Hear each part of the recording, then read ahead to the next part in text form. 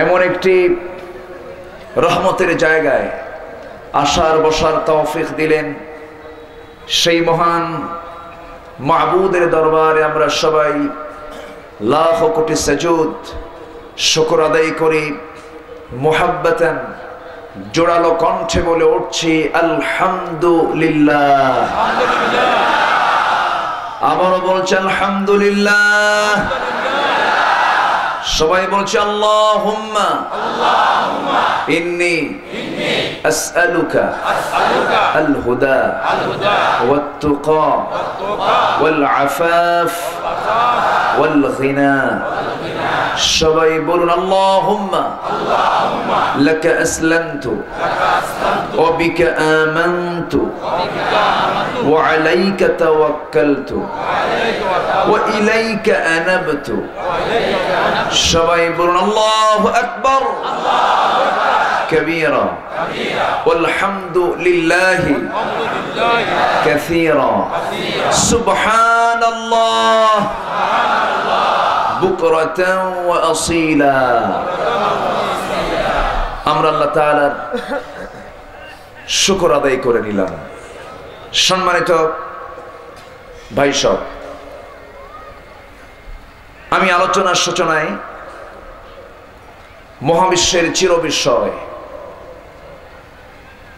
হতাশাগ্রস্ত মানুষের আলোর দিশা, বিপন্ন পৃথিবীর অনির্বার্য ঠিকানা আল কোরআনুল কারীমের 22 নম্বর সূরার সর্বশেষ একটি আয়াত আমি তেলাওয়াত করেছি। সূরাতুল হজ। হজ এটা হচ্ছে ইসলামের 5টি পিলারের, ইসলাম যে 5টি ভিত্তির উপরে প্রতিষ্ঠিত। বুনিয়াল ইসলামু আলা খামসিন, এই 5টি স্তম্ভ, এর মধ্যে অন্যতম গুরুত্বপূর্ণ একটি স্তম্ভ হচ্ছে হজ। এই হজ নামে একটি সূরা আল্লাহ পাক নাজিল করেছেন হজের গুরুত্ব কমাতে না বাড়াতে? বাড়াতে। তো সর্বশেষ আমি একটা আয়াতে কারিমা তেলাওয়াত করেছি। এই আয়াতের ভিতরে আল্লাহ রাব্বুল আলামিন বান্দাকে 4টি কাজের নির্দেশনা দিয়েছেন। কটি কাজের? 4টি কাজের আল্লাহ পাক হুকুম করেছেন।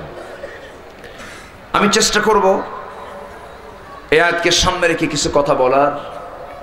রাতের একটি অংশ পেয়েছি, আমি চেষ্টা করব সার্বিক দিক থেকে কিছু কথা যেটা আমার জন্য বলা জরুরি। আমি যদি কোনো কিছুকে আড়াল করে যাই তাহলে এটার জন্য জবাবদিহিতা আল্লাহর কাছে আছে না নাই? আছে। আল্লাহ পাক আমাকে পরিপূর্ণ হক আদায় করার তৌফিক দান করুন। আমার দেশে বহু দরবার আছে, খানকা আছে। খানকার দরবার খুললে কোনো বিপদ নাই, একদম তেলতেলে ভাব, কোনো সমস্যা নেই। কিন্তু হক কথা বলতে গেলে সমস্যা আছে না নাই? এই সমস্যায় পড়েছেন আম্বিয়ে কেরাম, সাহাবায়ে কেরাম। যে যেটাই বলুক, আমাকে এমন অনেক সময় বলা হয়, হুজুর আপনি একটু হিকমতের সাথে কথা বলবেন। আমি বলি হিকমতটা কি? কি একটু এমন ভাবে বলবেন কথা যাতে কারো গায়ে না লাগে। তা আমি বললাম হিকমতের অর্থ তো এটা নয়। হিকমত মানে হচ্ছে বিশেষ যোগ্যতার সাথে, বিজ্ঞতার সাথে। ইয়াসিন ওয়াল কুরআনিল হাকীম মান ইউতিল হিকমাতা ফাকাদ উতিয়া খায়রান কাসীরা। তো হিকমত তো গুরুত্বপূর্ণ একটা বিষয়, এর মানে তো আড়াল করা নয়। হক কথা বলতে গিয়ে বুক দেব, পিঠ দেব না, ঠিক কিনা? এই কাজে আম্বিয়ে কেরাম ছিলেন সবার আগে, সর্বাগ্রে তারা এই ভূমিকা পালন করেছেন। কাউকে তারা পরোয়া করেননি। কে ছাড়া? আল্লাহ ছাড়া। আসুন সেই কিতাব থেকে কিছু কথা বলি, যে কিতাব দুনিয়ার না আসমানের? দুনিয়ার না আসমানের? 6200 6233-36 অথবা আমরা এতদিন জেনেছি 6666। হ্যাঁ, আয়াতের কমতি হয়নি, কিন্তু সর্বশেষ এটা জরিপে উলামা হযরতরা তারা রিসার্চ করে বের করেছেন 6200 সামথিং কিছু আয়াত আল্লাহ পাক এর মধ্যে দিয়েছেন। এবং এই আয়াতের ভিতরে, এই বাক্যের ভিতরে, এই শব্দের ভিতরে কোনো সন্দেহ সংশয় পৃথিবীর কোনো মানুষ কোনোদিন খুঁজে পাবে না। কোনো ভুল ত্রুটি খুঁজে পাবে না। ভুল খুঁজতে আসলে সে তার নিজের ভুল খুঁজে পাবে। এরকম রেকর্ড আছে না নাই? কোনো তথ্যবাদ পড়েনি এর মধ্যে। আল্লাহ পাক সব তথ্য বলে দিয়েছেন। আল্লাহ রাব্বুল আলামিন বলেন, وَمَا مِنْ غَائِبَةٍ فِي السَّمَاءِ وَالْأَرْضِ إِلَّا فِي كِتَابٍ مُبِينٍ। এই আসমানের, এই জমিনের যত নিগুড় তথ্য যত প্রকার উপমা দৃষ্টান্ত সকল কিছু আল্লাহ পাক সুস্পষ্ট করে এই কিতাবের মধ্যে আল্লাহ পাক উপস্থাপন করে দিয়েছেন।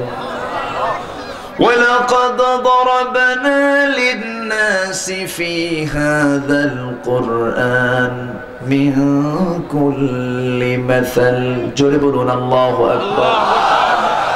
এমন কোন এক্সাম্পল নাই, এমন কোন মিসাল নেই, এমন কোন প্রমাণ নেই যা বাদ পড়েছে। সব কিছু বলে দিয়েছেন কে? আল্লাহ।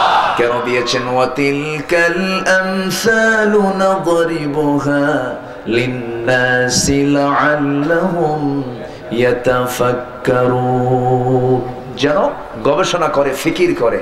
এই সমস্ত উপমা এই জন্য দিয়েছি, কোনো কিছু বাদ পড়েনি। وَنَزَّلْنَا عَلَيْكَ الْكِتَابَ تِبْيَانًا لِكُلِّ شَيْءٍ وَهُدًى وَرَحْمَةً وَبُشْرَى لِلْمُسْلِمِينَ। মানুষের জীবনের জন্য যা কিছু প্রয়োজন সব আয়োজন আছে কোন কিতাবে? এই কিতাবের ভিতরে আল্লাহ পাক সব আয়োজন করে দিয়েছেন। আকারে এর চেয়েও বড় বই পৃথিবীতে আছে, শব্দ বাক্যের দিক থেকে এর চেয়েও বড় কিতাব, বড় গ্রন্থ পৃথিবীতে আছে। কিন্তু যদিও বাক্যের দিক থেকে খুব বেশি বড় বই এটা নয়, গ্রন্থ এটা নয়, কিন্তু এটা এমন একটা নির্যাস যা পৃথিবীর সকল জ্ঞানের সোর্স, উৎস হচ্ছে কোরআনে কারীম। যেরকম সুবহানাল্লাহ। সেই কিতাব থেকে আমি আলোচনা শুরু করছি। তো মাহফিল কমিটি আমাকে একটু বলেছেন, হুজুর আপনি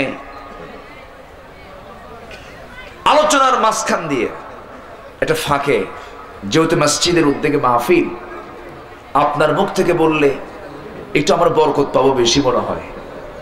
তা আমার এই দায়িত্বটা আমারে তারা দিয়েছেন। তো ভাবতেছি যে আধা ঘন্টা 1 ঘন্টা পর যদি আমি এই কাজে যাই অথবা একটু দেরি করি, তখন পিছন থেকে শুধু ঘুতাবে, বারবার আমাকে প্রেসার হতে দেবে, বারবার আমাকে বলবে। তো এই ঘুতা শরীফ বন্ধ হোক, এই ঘুতাগুতি যেন না হয়। তো এই জন্য আমি চাচ্ছিলাম যে এটা শুরুতেই যদি হয়ে যায়, আমার মনে হয় একটা সাইড হয়ে গেল, একটা পাশ হয়ে গেল। এই জন্য শুরুতেই কর্তৃপক্ষের জাস্ট ইঙ্গিতে আমি একটু বলতে চাচ্ছি, মসজিদ কার ঘর? কার ঘর? বানাবে কে? আল্লাহ। আমরা দেখব না, বানাবে বান্দা, সাহায্য করবেন কে? আল্লাহ। আল্লাহ পাক। তো চাদর যাবে, ব্যাগ যাবে, ভলেন্টিয়াররা একটু যাবেন, যে যা পারি আমরা দিতে এসেছি এখানে কাকে? আল্লাহকে দেব। মান যাল্লাযী ইউকরিদুল্লাহু করদান হাসানা, কে আছে আল্লাহকে করজ দেবে? আল্লাহর কি অভাব আছে নাকি? না। দিলে মূলত ওটা কার হয়ে যায়? বান্দারি হয়ে যায়, নিজের হয়ে যায়। তো চাদর যাবে, যে যা পারি আমরা দিল থেকে দেব। 3 থেকে 4 মিনিট যেন মাহফিলের সৌন্দর্যের কোনো ব্যাঘাত না ঘটে, সেই দিকে লক্ষ্য করে এক্ষুনি যারা ভলেন্টিয়ার যারা আছেন, স্বেচ্ছাসেবক যারা আছেন, কমিটির ভাইরা যারা আছেন, দ্রুত গতিতে নেমে যান আমাদের ভাইদের মাঝে। যে যা পারেন হস্তে মুক্ত হস্তে যে যা পারি আমরা দেওয়ার চেষ্টা করব। জিকির করেন সুবহানাল্লাহ আলহামদুলিল্লাহ। চতুর্দিক থেকে পিছন থেকে সামনে থেকে সবাই নেমে যে যা পারি আমরা দেব। জিকির করেন সুবহানাল্লাহ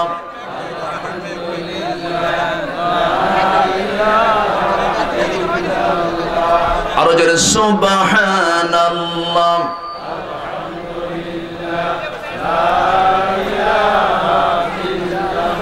আরো জোরে সুবহানাল্লাহ আলহামদুলিল্লাহ। আরো জোরে সুবহানাল্লাহ। মাহফিল কমিটির ভাই ছাড়া কেউ দাঁড়াবেন না। এই মাহফিলে সৌন্দর্য ব্যাঘাত সৃষ্টিকারী যার, আমি মনে করি এটা চরম বেয়াদবির শামিল হয়ে যাবে।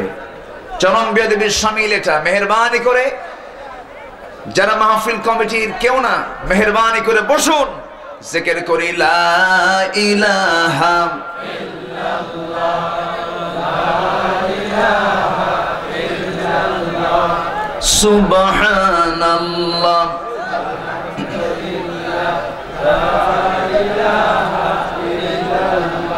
আরো জোরে লা ইলাহা ইল্লাল্লাহ সুবহানাল্লাহ আলহামদুলিল্লাহ।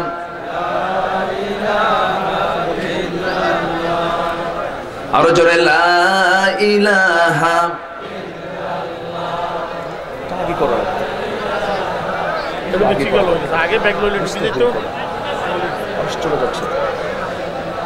আরো জোরে লা ইলাহা সুবহানাল্লাহ।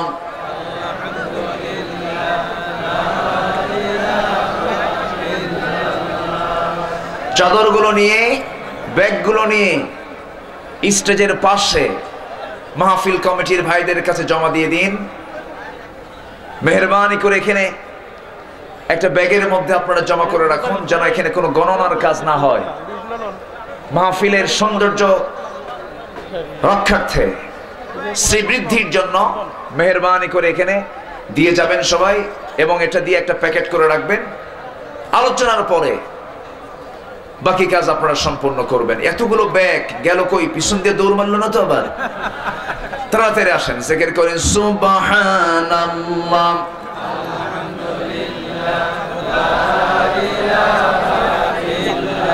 আরো জোরে লা ইলাহা। দান থেকে কেউ মাহরুম হব না আমরা। এই যে আজকে দানের একটা সুযোগ এসেছে, আমরা কেউ মাহরুম হব না। যদি কারো টাকা না থাকে, যদি বিড়ি থাকে বিড়ি দিয়ে যান,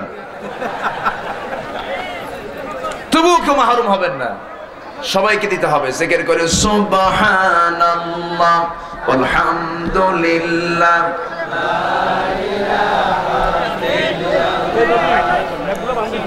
আরো জোরে লা ইলাহা সুবহানাল্লাহ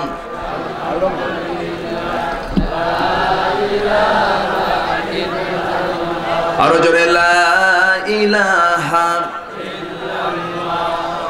আল্লাহ আল্লাহ আল্লাহু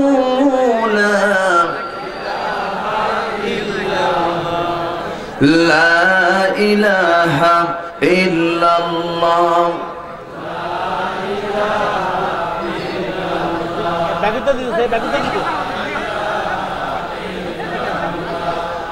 লা ইলাহা সুবহানাল্লাহ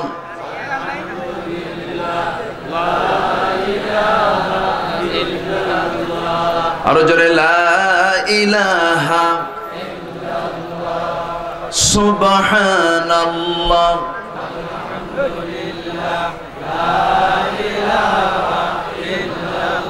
ব্যক্তি আসছে, সব আসছে, সব নিয়ে রেখে দেন।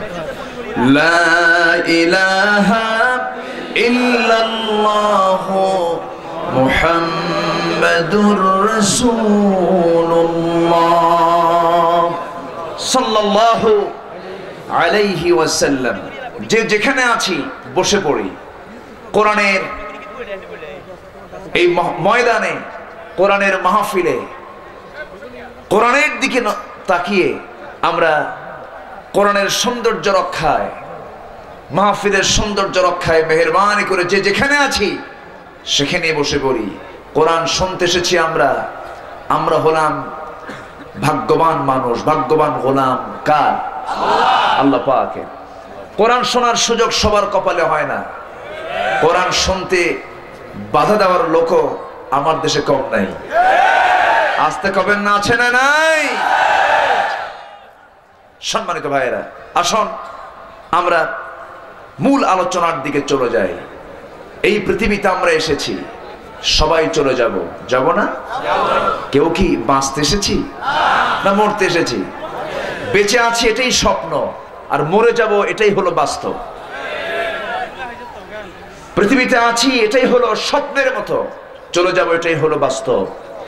আচ্ছা, এখানে একটু আমার বাম পাশের ভাইয়েরা, এই যে একটু পিছনে গেলে ভালো হয়, অনেকে দেখতে পাচ্ছে না। একটু পিছনে আসেন, একটু পিছনে আসেন। হ্যাঁ, অনেকে দেখতে পাচ্ছেন না, একটু মনে হয় অনেকে।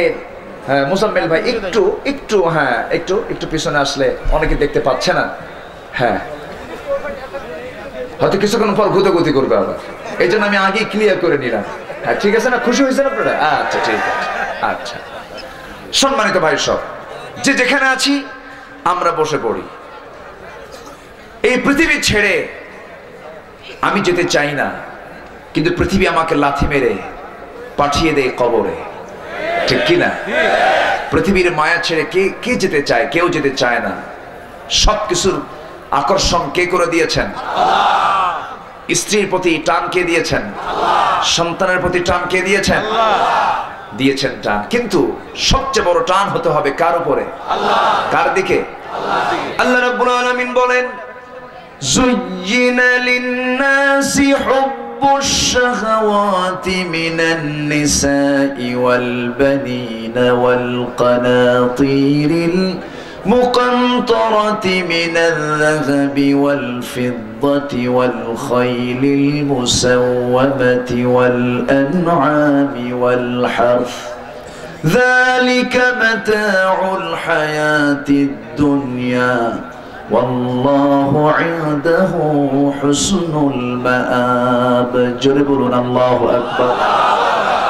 নারীর প্রতি টান কে দিয়েছেন? আল্লাহ। সবার টান আছে না নাই? আছে। অনেকে চুপ করে থাকলেন, মনে হয় নাই। আছে। নারীর প্রতি যার টান নাই সে তো পুরুষই না। টান থাকতে হবে, কিন্তু বৈধ টান না অবৈধ টান? বৈধ। নিজের বইয়ের দিকে তাকানো জায়েজ, অন্যের বইয়ের দিকে না। এই টান আল্লাহ দিয়েছেন। সন্তানের প্রতি আকর্ষণ আল্লাহ দিয়েছেন। পঞ্জীবিত সোনার উপর প্রতি টান আল্লাহ দিয়েছেন। এইগুলোর প্রতি আকর্ষণ থাকাটাই স্বাভাবিক, কিন্তু সবচেয়ে উত্তম ঠিকানা হলো কার কাছে ফিরে যেতে হবে? কার কাছে ফিরে যেতে হবে? আল্লাহর কাছে ফিরে যেতে হবে। আল্লাহর কাছে ঠিকানাই হলো উত্তম ঠিকানা। সেই জন্য ভালোবাসার সব যতটুকু ভালোবাসার যতটুকু অংশ আছে, প্রথম অংশটা উজাড় করব আমরা কার জন্য? আল্লাহ। সেকেন্ড হচ্ছে মুহাম্মদ সাল্লাল্লাহু আলাইহি ওয়াসাল্লাম। এরপরে আসবো আমরা মা বাবার দিকে, আসবো আমরা দ্বীনি সম্পর্কের দিকে। কিন্তু আল্লাহকে ভালোবাসলাম না, রাসূলের ইত্তেবা করলাম না, আমার কোনো ভালোবাসা আল্লাহর দরবারে মঞ্জুর হবে না। ওয়াল্লাযীনা আমানু আশাদ্দু হুব্বান লিল্লাহ। ঈমানদাররা সবচাইতে বেশি মহব্বত করে ভালোবাসে কাকে? আল্লাহকে। আল্লাহকে। কিন্তু আল্লাহকে ভালোবাসতে গেলেই বিশাল বড় একটা বিপদ হলো, সেটা হলো যে ব্যক্তি আল্লাহর প্রতি ঈমান আনবে, আল্লাহকে মহব্বত বেশি করে করতে যাবে, সে যেন তার নিজেকে হিংস্র জঙ্গলের দিকে নিজেকে ঠেলে দিল। হিংস্র জঙ্গলে যেমন নিজের দেহটাকে দিয়ে দিলে যে কোনো মুহূর্তে হিংস্র জন্তু জানোয়ার খেয়ে নিঃশেষ করতে পারে, ঠিক তেমনি যে ব্যক্তি ঈমানদার হবে, সঠিক ঈমানের দিকে চলতে থাকবে, তার জীবনে এমন করে বিশাল হুমকি ধামকি আসবে, সেই ক্ষেত্রে তাকে অটল থাকতে হবে। আল্লাহর পথে টিকে থাকতে হবে, মুজাহাদা চালাতে হবে। মহান রব্বুল আলামিন সুন্দর করে সেই জন্য বলছেন ওয়াজাহিদু ফিল্লাহি হাক্কা জিহাদিহি হুয়া জাতাবাকুম ওয়া মা জাআলা আলাইকুম ফিদ-দীনি মিন হারাজ মিল্লাতা আবিকুম ইব্রাহিম হুয়া সাম্মাকুমুল মুসলিমিন। জোরে বলুন আল্লাহু আকবার। জিহাদ করো কার পথে? আল্লাহর। কিন্তু জিহাদ শব্দটা বললে পরেই বাম রামদের গায়ে লেগে যায়, ওরা জিহাদকে সন্ত্রাসের সঙ্গে যুক্ত করতে চায়। ওরা ইহুদি খ্রিস্টানদের এজেন্ট হয়ে জিহাদ শব্দটাকে কলঙ্কিত করে এটাকে জঙ্গিবাদের দিকে ঠেলে নিতে চায়। কিন্তু জিহাদ এমন একটা সর্বোচ্চ চূড়ার নাম, একজন মুজাহিদ জিহাদ করতে গিয়ে যদি শাহাদত বরণ করে, আল্লাহ পাক তাকে বিনা হিসাবে এপারে দুনিয়া ওপারে জান্নাত দিয়ে দিবে। আমার ভাইরা, কিন্তু জিহাদের সংজ্ঞা অনেকেই বুঝি না, অনেকেই জানি না জিহাদ নিয়ে। গোটা পৃথিবী জুড়ে এই শব্দটাকে নিয়ে বিভিন্ন ষড়যন্ত্র করা হয়েছে, এক একজন এক একটা মন্তব্য করেছে। জিহাদের চূড়ান্ত রূপ, অনেকেই চূড়ান্ত রূপটা নিয়ে জিহাদের সংজ্ঞা তারা প্রস্তুত করতে চান। এই যে আমরা মাহফিল এসেছি, এই যে আমরা মাঘের কনকনে শীতকে উপেক্ষা করে আরামের ঘুমকে বর্জন করে হেঁটে হেঁটে গাড়িতে করে 50 মাইল 30 মাইল 40 মাইল দূর থেকে যে কষ্ট করে আসলাম, এটাও কি জিহাদ নয়? এটাও কিন্তু প্রচেষ্টা, মুজাহাদা। এই চেষ্টার মধ্য দিয়ে আমি আসলাম, এটাও একটি জিহাদের অংশ। যে কোনো কাজকে সফলতার চূড়ান্ত পর্যায়ে পৌঁছার জন্য যে চেষ্টা, তার নাম হলো জিহাদ। জিহাদ, আর সেটা যদি হয় আল্লাহর পথে, সেটা হবে জিহাদ ফি সাবিলিল্লাহ। এই চেষ্টা বাতিল পথেও হতে পারে।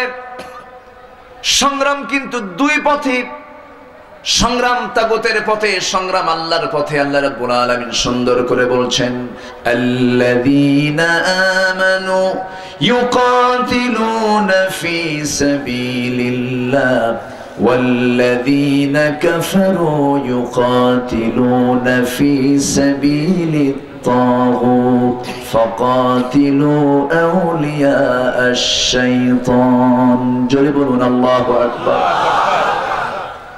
যারা কাফির আর যারা ইমানদার, তফাৎ হলো ইমানদাররা সংগ্রাম করে আল্লাহর পথে, আর কাফিররা সংগ্রাম করে তাগুতের পথে।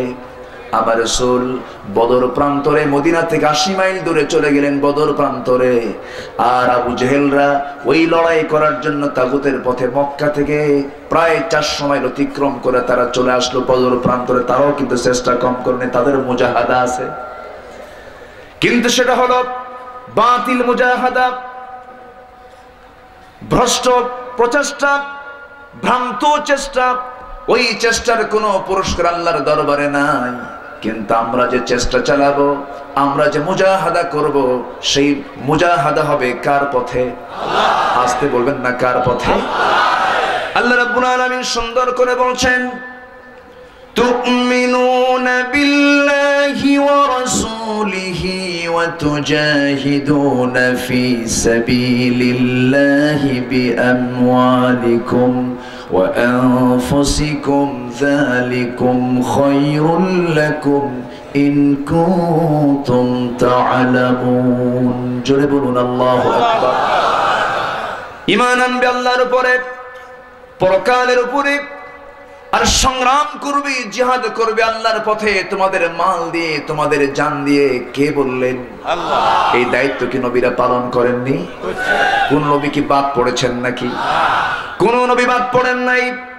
সকল নবীর দাওয়াত ছিল ওয়ালাকাদ বা'আসনা ফি কুল্লি উম্মাতির রাসূলান আন ই'বুদুল্লাহা ওয়াজতানিবুত তাগুত। জোরে বলুন আল্লাহু আকবার। সকল পয়গম্বররা তাগুতকে পরিহার করতে বলেছেন, আল্লাহর দাসত্বের জন্য তারা দাওয়াত দিয়েছেন।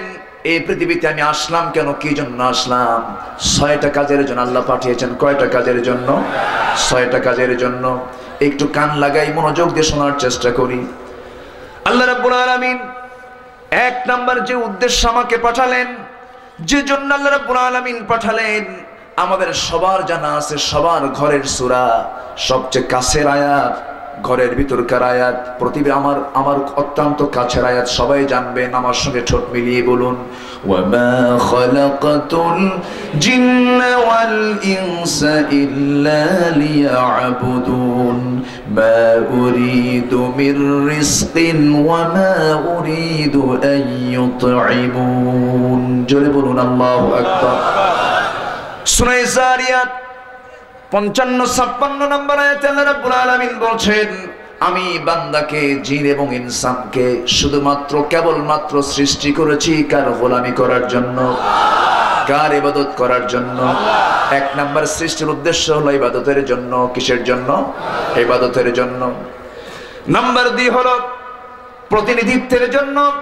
আল্লাহ রাব্বুল আলামিন বলেন, وَإِذْ قَالَ رَبُّكَ لِلْمَلَائِكَةِ إِنِّي جَاعِلٌ فِي الْأَرْضِ خَلِيفَةً قَالُوا أَتَجْعَلُ فِيهَا مَن يُفْسِدُ فِيهَا وَيَسْفِكُ الدِّمَاءَ وَنَحْنُ نُسَبِّحُ بِحَمْدِكَ وَنُقَدِّسُ لَكَ قَالَ إِنِّي أعلم ما لا تعلمون। জোরে বলুন আল্লাহু আকবার। আল্লাহ রাব্বুল আলামিন আমাকে এই পৃথিবীতে পাঠিয়েছেন তার প্রতিনিধি করে। এই পৃথিবীতে বান্দা কারো আইন মানবে না। আইনটা মেনে চলবে কার? আল্লাহ। আসতে বলবেন না, কার মেনে চলবে? পৃথিবীর সকল ক্ষেত্রে, সকল জায়গায়, সকল সেক্টরে বান্দার দায়িত্ব হলো সকল দিনকে পরাজিত করে আল্লাহর দিনকে বুলন্দ করা। এই দায়িত্ব সবাইকে দিয়েছেন কে? আল্লাহ। আসতে বলবেন না, কে দিয়েছেন? আল্লাহ রাব্বুল আলামিন সুন্দর করে বলছেন, হুয়াল্লাযী আরসালা রাসূলাহু বিল হুদা ওয়া দীনিল হক লিইয়ুযহিরাহু আলাদ দীনি কুল্লিহি ওয়া কাফা বিল্লাহি শাহীদা ওয়ালাউ কারিহাল মুশরিকুন। জোরে বলুন আল্লাহু আকবার। কি হইছে? ও কুকুর এসেছে, ওর তো কাজই ওই। আচ্ছা, একটু সরাইয়া দেন। জান্নাতে একটা কুকুর থাকবে, থাকবে না? থাকবে। হ্যাঁ, আসহাবে কাহফ সবার কম বেশি জানা আছে তো। সহবতটা কি জিনিস? সহবত যদি কারো ভালো হয়, একটু সরাইয়া দেন। সহবত যদি কারো ভালো হয়, তার রেজাল্টটা কি সুন্দর হতে পারে। আসহাবে কাহফের সেই সদস্য মণ্ডলীর সাথে একটা কুকুর ছিল, সেই কুকুরটা জান্নাতি। আছে না ঘটনা? আচ্ছা, কুকুর ও কার সৃষ্টি? আল্লাহ। আসতে কবেন না, কার সৃষ্টি? আল্লাহর সৃষ্টি। সকল প্রাণী জিকির করে কার? আল্লাহ। সকল প্রাণীর জিকিরে কোনো ঘাটতি আছে না? মানুষের আসতে কন কেন? ঘাটতি মানে কি? চরম ঘাটতি। ইন্নাল ইনসানা লাকাফুর। অথচ মানুষ কত দুর্বল, সূচনাও দুর্বল, পরিণতিও দুর্বল। যখন মারা যায়, মারা যাওয়ার সময় দুর্বল হয়ে যায়। আবার সূচনা যে, এটাও দুর্বল, কোনো গায়ে শক্তি নাই, একা কিছুই করতে পারে না। আর সেই মানুষটা যখন একটু ইয়াং হয়, মানুষের বয়স যখন 25 থেকে 30 হয়ে যায়, একটা মানুষ 60 বছর ধরুন বাঁচলো, এর মধ্যে সে সুবিধা ভোগ করে মাত্র 15 বছর। 60 বছরের 30 বছর ঘুমই চলে যায়। ঘুম গেল 30, আর 1 থেকে 15 হলো শিশুকাল, আর থাকলো কয় বছর? 15 বছর। আর এই সময়টা পাওয়ার জন্য, আর এই সময়ের জন্য কি না করে মানুষ। পাইছি ক্ষমতা, ছাড়াছাড়ি নাই। আছে না নাই? চেয়ার কারো বাবার না, চেয়ার মূলত কার? আস্তে বলবেন না কার? ধরে ধরে ধরে না, ধরলে আল্লাহ আল্লাহ ধরেন না সহজে, কিন্তু ধরবেন যেদিন 14 গোষ্ঠী সাফ হয়ে যাবে। ওয়াগরাকনা আলা ফিরাউন, 14 গোষ্ঠী পানিতে চুবায়া মেরেছেন। এমন ক্ষমতা কার? আল্লাহ নাই? কই আছেন? আল্লাহর ইলম সব জায়গায় আছে। আল্লাহ আছেন এক জায়গায়, আর রহমানু আলাল আরশি ইস্তাওয়া, কিন্তু ইলমটা আছে সব জায়গায়। সব তিনি অবলোকন করছেন, দেখছেন, উপলব্ধি করছেন, সবকিছু অবলোকন করছেন। সময় হবে, শুরু হয়ে যাবে একসাথে, হবে না? জালিমদের পতন অবশ্যম্ভাবী। বাহুর শক্তি টেকসই হয় না। বাহু শক্তি দিয়ে সাময়িক দাবিয়ে রাখা যেতে পারে, কিন্তু নৈতিক শক্তির পরাজয় কোনোদিন ঘটাতে পারে না। আমরা নৈতিক বিজয় চাই, আমরা বাহুর বিজয় চাই না। আমরা নৈতিক বিজয় কামনা করি। কষ্ট হচ্ছে? কষ্ট হচ্ছে? কোথায় কি করি আমি আপনি? কেউ না দেখলেও কে দেখেন? সিল কই মারলাম, কই গেল? পৃথিবীর কেউ না জানলেও জানেন কে? বনের সম্পত্তি মেরে খেয়ে সিল মারে, আছে না নাই? বান্দার হক নষ্ট করে মারে, এরকম আছে না নাই? একদিন জবাব পেয়ে যাব। জবাব কে দিবেন? আল্লাহর জবাব কি? খুবই সহজ। জব্বার, কাহার, পৃথিবীর কেউ না, তিনি হচ্ছেন আমার আল্লাহ পাক। আল্লাহ ধরবেন। সম্মানিত ভাইয়েরা, তাহলে আমরা মুজাহাদা করব, জিহাদ করব কার পথে? আল্লাহর পথে। কতক্ষণ? আল্লাহ রাব্বুল আলামিন বলেন, অকাতিলুহুম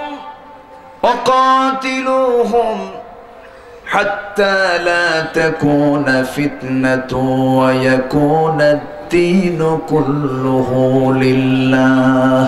জোরে বলুন আল্লাহু আকবার। যতক্ষণ না দিন কায়েম না হয়েছে ততক্ষণ পর্যন্ত তোমরা সংগ্রাম করো, কেতাল করো, সংগ্রাম করো। কার কথা? আস্তে বলবেন না কার কথা? ইয়াকুম মিনকুম 20 সাবিরুনা ইয়াগলিবু মিআতাইন। জোরে বলুন আল্লাহু আকবার। তোমরা 20 জন 200 জনের উপর আমি আল্লাহ বিজয় দিয়ে দেব। এগুলো কার কথা?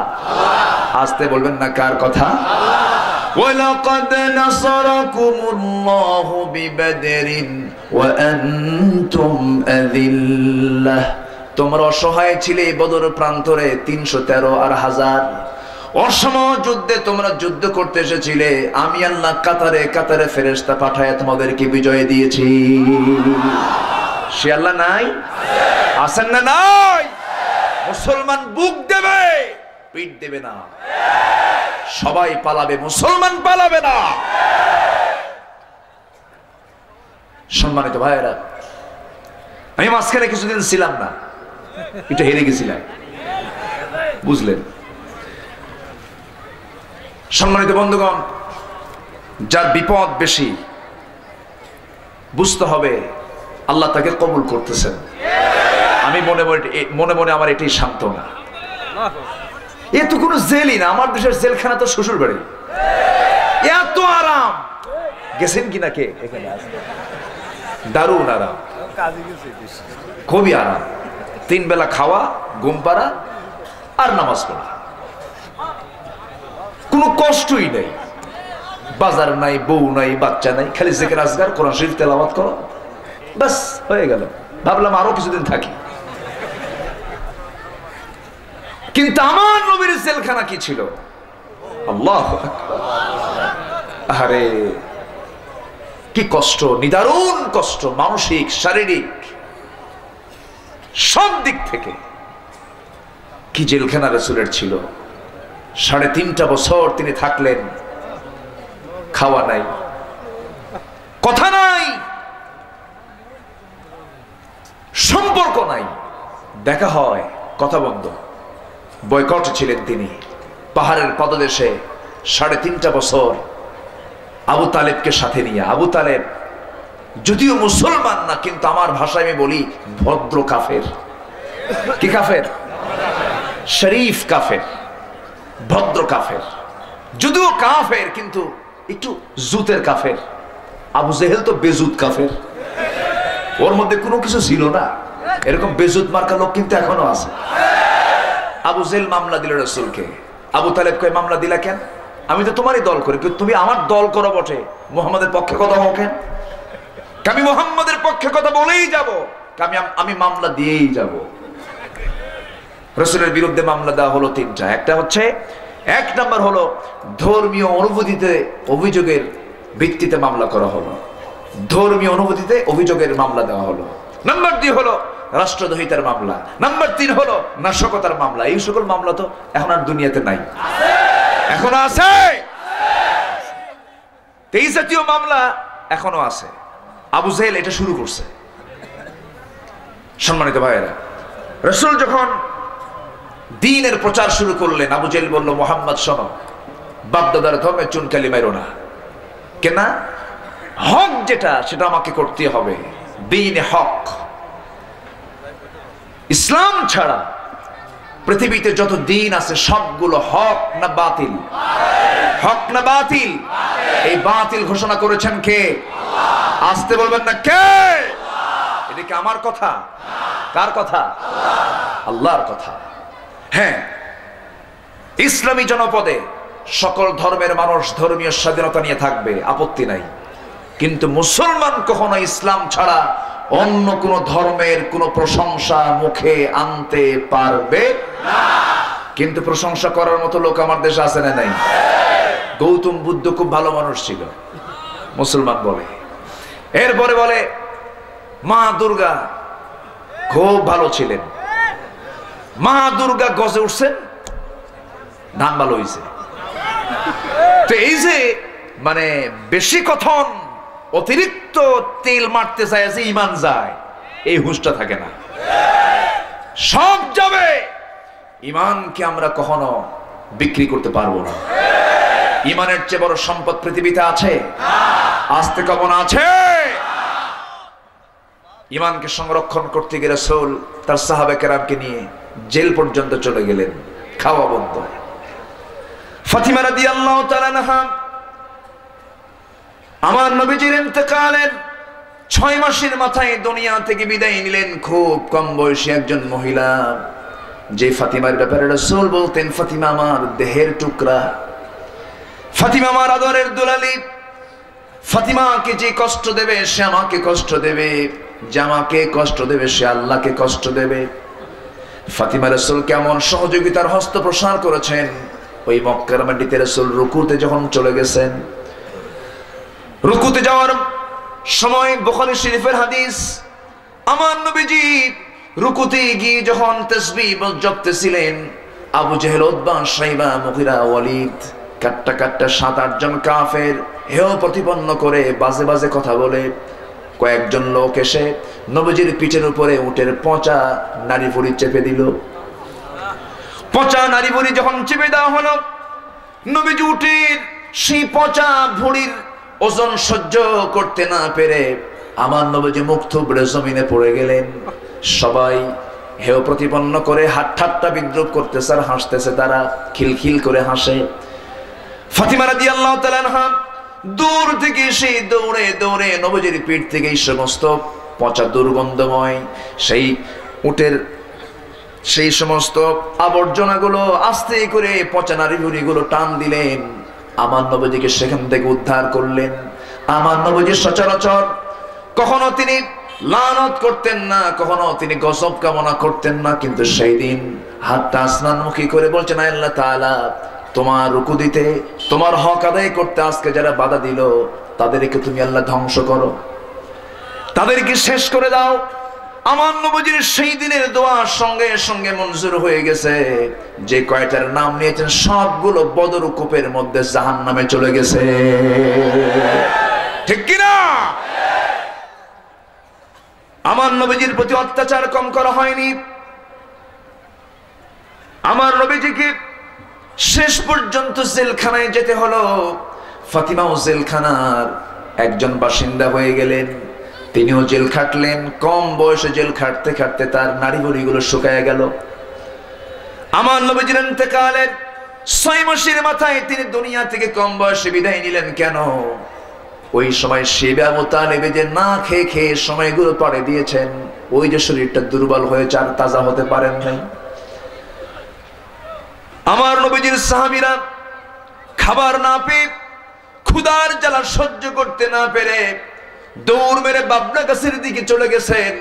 বাবলা গাছ থেকে যখন টান মেরে ছালটা টান দিয়েছেন, ছালের রস খাবেন, ছালের রস মুখে নিতে নিয়ে, ছালটা মুখে নিতে নিয়ে রস চাবাতে নিয়ে, সেই সময় দেখে গেছে সেই বাবলা গাছের ছালের সঙ্গে যে কাঁটাগুলো ছিল, সেই কাঁটাগুলো ঠোঁটের মধ্যে ঢুকে গেছে, ফিনকি দিয়ে রক্তগুলো বের হয়েছে। ওই দিকে রস খাওয়া হলো না, তৃষ্ণা পূরণ হলো না, তৃষ্ণার্ত সেই কলিজা তাদের ঠান্ডা হলো না। পায়খানাগুলো ছাগলের মতো কটকটে হয়ে গেছে, কোষ্ঠকাঠিন্য হয়ে গেছে। এত কষ্ট স্বীকার করেছেন, তবুও তারা কালিমার অমীয় সুধা পান করা ছাড়েন নাই। জোরে কোন সুবহানাল্লাহ। ওয়াজাহিদু ফিল্লাহি হাক্কা জিহাদিহি, আল্লাহর পথে যেমন করে জিহাদ করা দরকার জিহাদ করো। ঈমানটাকে তোমাকে টিকে রাখতে হবে কার পথে? আস্তে বলবেন না, কার পথে? আল্লাহর পথে। আমার ভাইরা, এরপর আল্লাহ রাব্বুল আলামিন বলেন, হুয়া জাতাবাকুম ওয়া মা জাআলা আলাইকুম ফিদ-দীনি মিন হারাজ মিল্লাতা আবিকুম ইব্রাহিম। তিনি তোমাদেরকে নির্বাচিত করেছেন। ওয়া মা জাআলা আলাইকুম, তোমাদের জন্য করে দেন নাই দিনটাকে কঠিন করে দেন নাই, আড়ষ্ট করে দেন নাই, কষ্টকর কোনো কিছু বোঝা চাপিয়ে দেন নাই। দিন তোমাদের জন্য সহজ করেছেন, ন্যাচারাল করেছেন, ফিতরাত করে দিয়েছেন। ফাকিম ওয়াজহাকা লিদ-দীনি হানিফান ফিতরাতাল্লাহিল্লাতী ফাতারান-নাস আলাইহা লা তাবদীলা লিখালকিল্লাহ যালিকাদ-দীনুল কাইয়্যিম ওয়ালাকিন্না আকসারান-নাসি লা ইয়ালামুন। জোরে বলুন আল্লাহু আকবার। দিনটাকে তোমাদের জন্য কঠিন করেন নাই, আড়ষ্ট করে দেন নাই, কঠিন করে দেন নাই তোমাদের জন্য। দিনটাকে তোমাদের জন্য সহজ করে দিয়েছেন। কার কথা? কিন্তু আমরা কি বানিয়ে নিয়েছি? কঠিন করে বানিয়ে নিয়েছি আমরা। আর এই কথা জেনে রেখে দিও, তোমাদের যে জাতির পিতা অন্য কেউ না, আমি আল্লাহ সিলেকশন করে দিলাম তোমাদের জাতির পিতাকে। আরো জোরে বলুন, আরো জোরে বলুন, আবার বলুন। আমি 3 বার বললাম, কেন বুঝে নেন। আমার নবীজি যখন কোথাও কোনো গ্যাপ দেখতেন, সন্দেহ দেখতেন, 3 বার করে বলতেন, এটার গুরুত্ব বহন হয়ে যেত। আমি 3টি বার এই জন্য বললাম, কারণ জাতির পিতা তো জোর করে আদায় করার বিষয় নয়। জাতির পিতা সিলেকশন করেছেন কে? আল্লাহ। আসতে বলবেন না, কে? আল্লাহ পাক। সম্মানিত ভাইয়েরা, ইব্রাহিম আলাইহিস সালাতু ওয়াস সালাম তিনি এমন একজন পয়গম্বর ছিলেন, যিনি শিরক সমাজ থেকে উৎখাত করার পৃথিবীর সবচেয়ে বড় অগ্রনায়ক তিনি ছিলেন। সেই শিরক আজকের সমাজে আছে না নাই? আসতে কবেন না, আছে না নাই? শিরকের মহড়া চলছে আজ, শোডাউন। শিরকের কি ডাউন? শোডাউন চলছে। শিরক নাই কোথায়? সম্মানিত ভাইয়েরা, শিরক কিন্তু মারাত্মক একটা বিষয়। চুরি মাফ হতে পারে, জেনা মাফ হতে পারে, অনেক গুনাহ মাফ হতে পারে, শিরকের গুনাহ মাফ হবেই না। এটা কার কথা? আল্লাহ। এটা কার কথা? আল্লাহ। আর শিরক করলেই জান্নাত হারাম, এই ফতোয়া কি কোন বান্দার না আল্লাহর? মান ইউশরিক বিল্লাহ ফাকাদ হারামাল্লাহু আলাইহিল জান্নাহ, যে ব্যক্তি শিরক করবে তার জন্য জান্নাতটা চির হারাম হয়ে যাবে। সেই শিরকের ধারে পাশে আমরা যাব না। জোরে বলি ইনশাআল্লাহ। লাইটগুলো বন্ধ হচ্ছে কেন? কি হয়েছে? যারা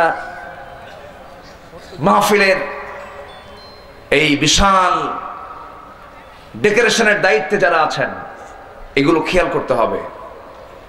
আমি কি আলোচনা চালাবো? কারো কোনো সমস্যা, কোনো আপত্তি নাই তো? বলি ইনশাআল্লাহ। জোরে বলি ইনশাআল্লাহ। শিরক এটা মারাত্মক একটি গুনাহ। শিরকের গুনাহ আল্লাহ পাক মাফ করবেন না। কেন? এর অন্যতম কারণ হলো শিরক হচ্ছে আল্লাহর সঙ্গে অংশীদার সাব্যস্ত করা, আল্লাহর সাবরেইনটিকে খর্ব করা, আল্লাহর সার্বভৌমত্বকে অস্বীকার করা। সবচেয়ে বড় শিরক আজকে মারাত্মক আকার ধারণ করেছে হলো আজকে বান্দা হয়ে বান্দার আইনকে মেনে নিচ্ছে, কিন্তু আল্লাহর আইনকে গ্রহণ করছে না। এরকম মুশরিক আমার দেশের অভাব আছে? অভাব আছে? আছে না নাই? মুসলমান অনেকে মনে করে মুসলমান তাকিয়ে বলে যে গরুর গোশত খায়, মুসলমান তাকিয়ে বলে যে খাতনা করে। হিন্দু ভাইরা গরু গোশত খান না? হিন্দু ভাইরা গরু গোশত খায় না? না, তারা খায় না, এটাই ভাববো আমরা। এখন খাইলে খায়। আচ্ছা, মুসলমানরা খায়, তারা খায় না। তারা মা বলে, তারা দেবতা বলে, এই জন্য তারা খান না। ভালো কথা, আমরা এই ব্যাপারে কোনো মন্তব্য করব না। মুসলমান খায়, তারা খায় না। মুসলমান খাতনা করে, তারা খাতনা করে না। এটা কি মুসলমান আর হিন্দুর মধ্যে তফাৎ? না। মুসলমান হতে হলে খাতনা করা আর গরু গোশত খায়া মুসলমান হওয়া যাবে না। মুসলমান হতে হলে বাতিল শক্তির বিরুদ্ধে আল্লাহর জমিন, আল্লাহর দিন কায়েমের জন্য জান মাল দিয়ে মোকাবেলা করতে হবে। এই পথে অগ্রসরণের ভূমিকা পালন করতে রাজি আছো? কোন কোন মুসলমান হাত উঁচু করে দেখাও।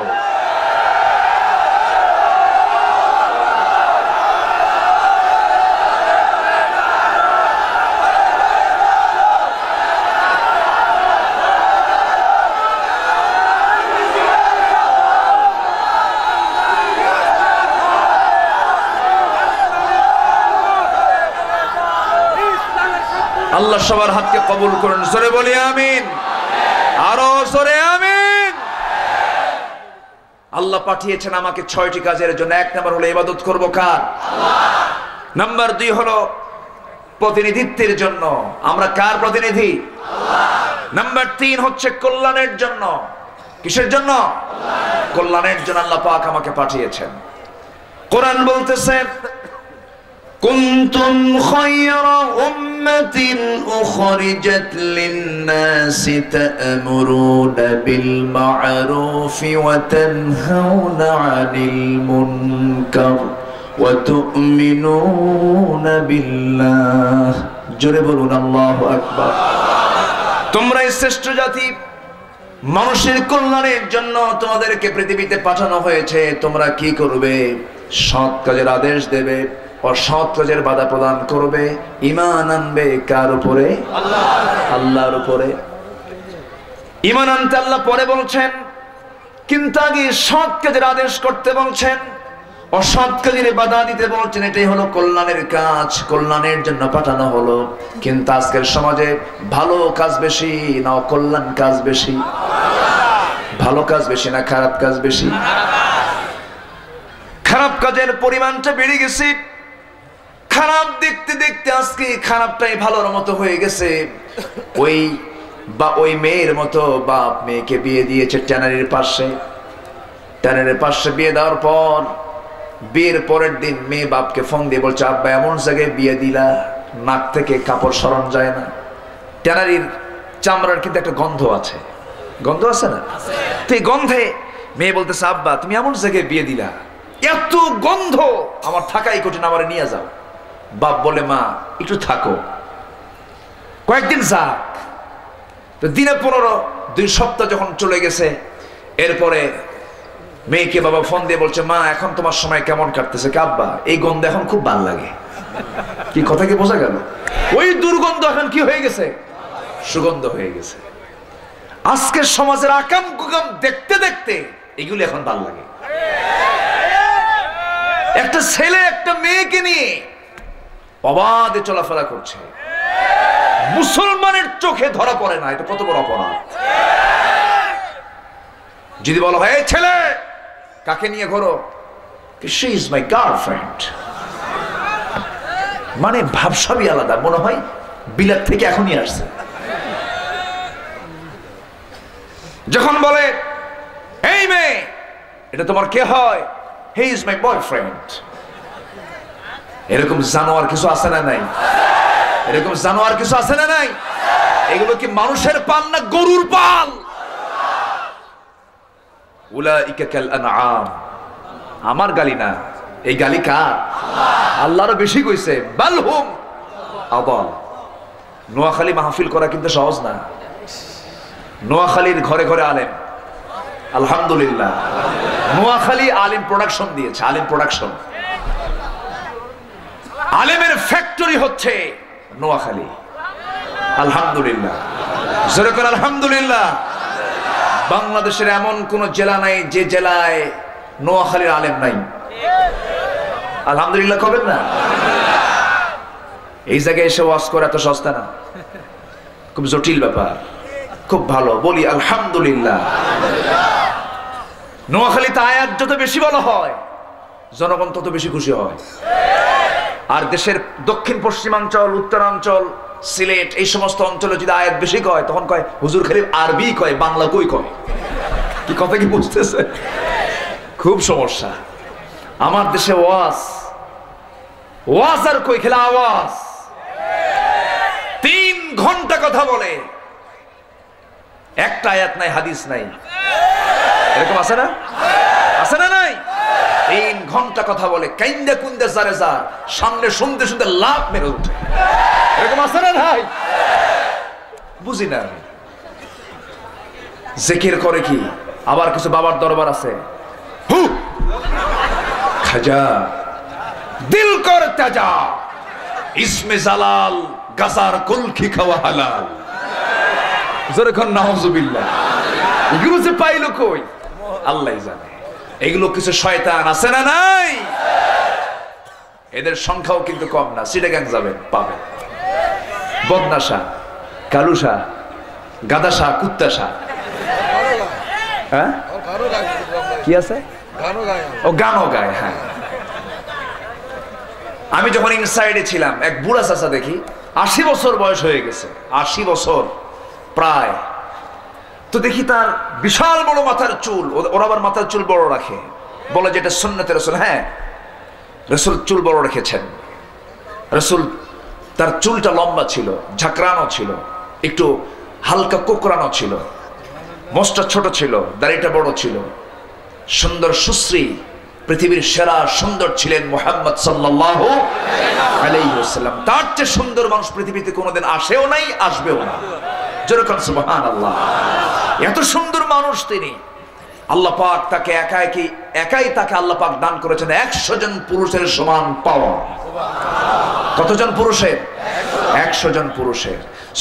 প্রত্যেকটা পয়গম্বরই সুলাইমান আলাইহিস সালাতু ওয়াস সালামের স্ত্রী ছিল 300 জন। 300 জন বউ পালা কি কম পুরুষের ব্যাপার নাকি? একটু চিন্তা করেন।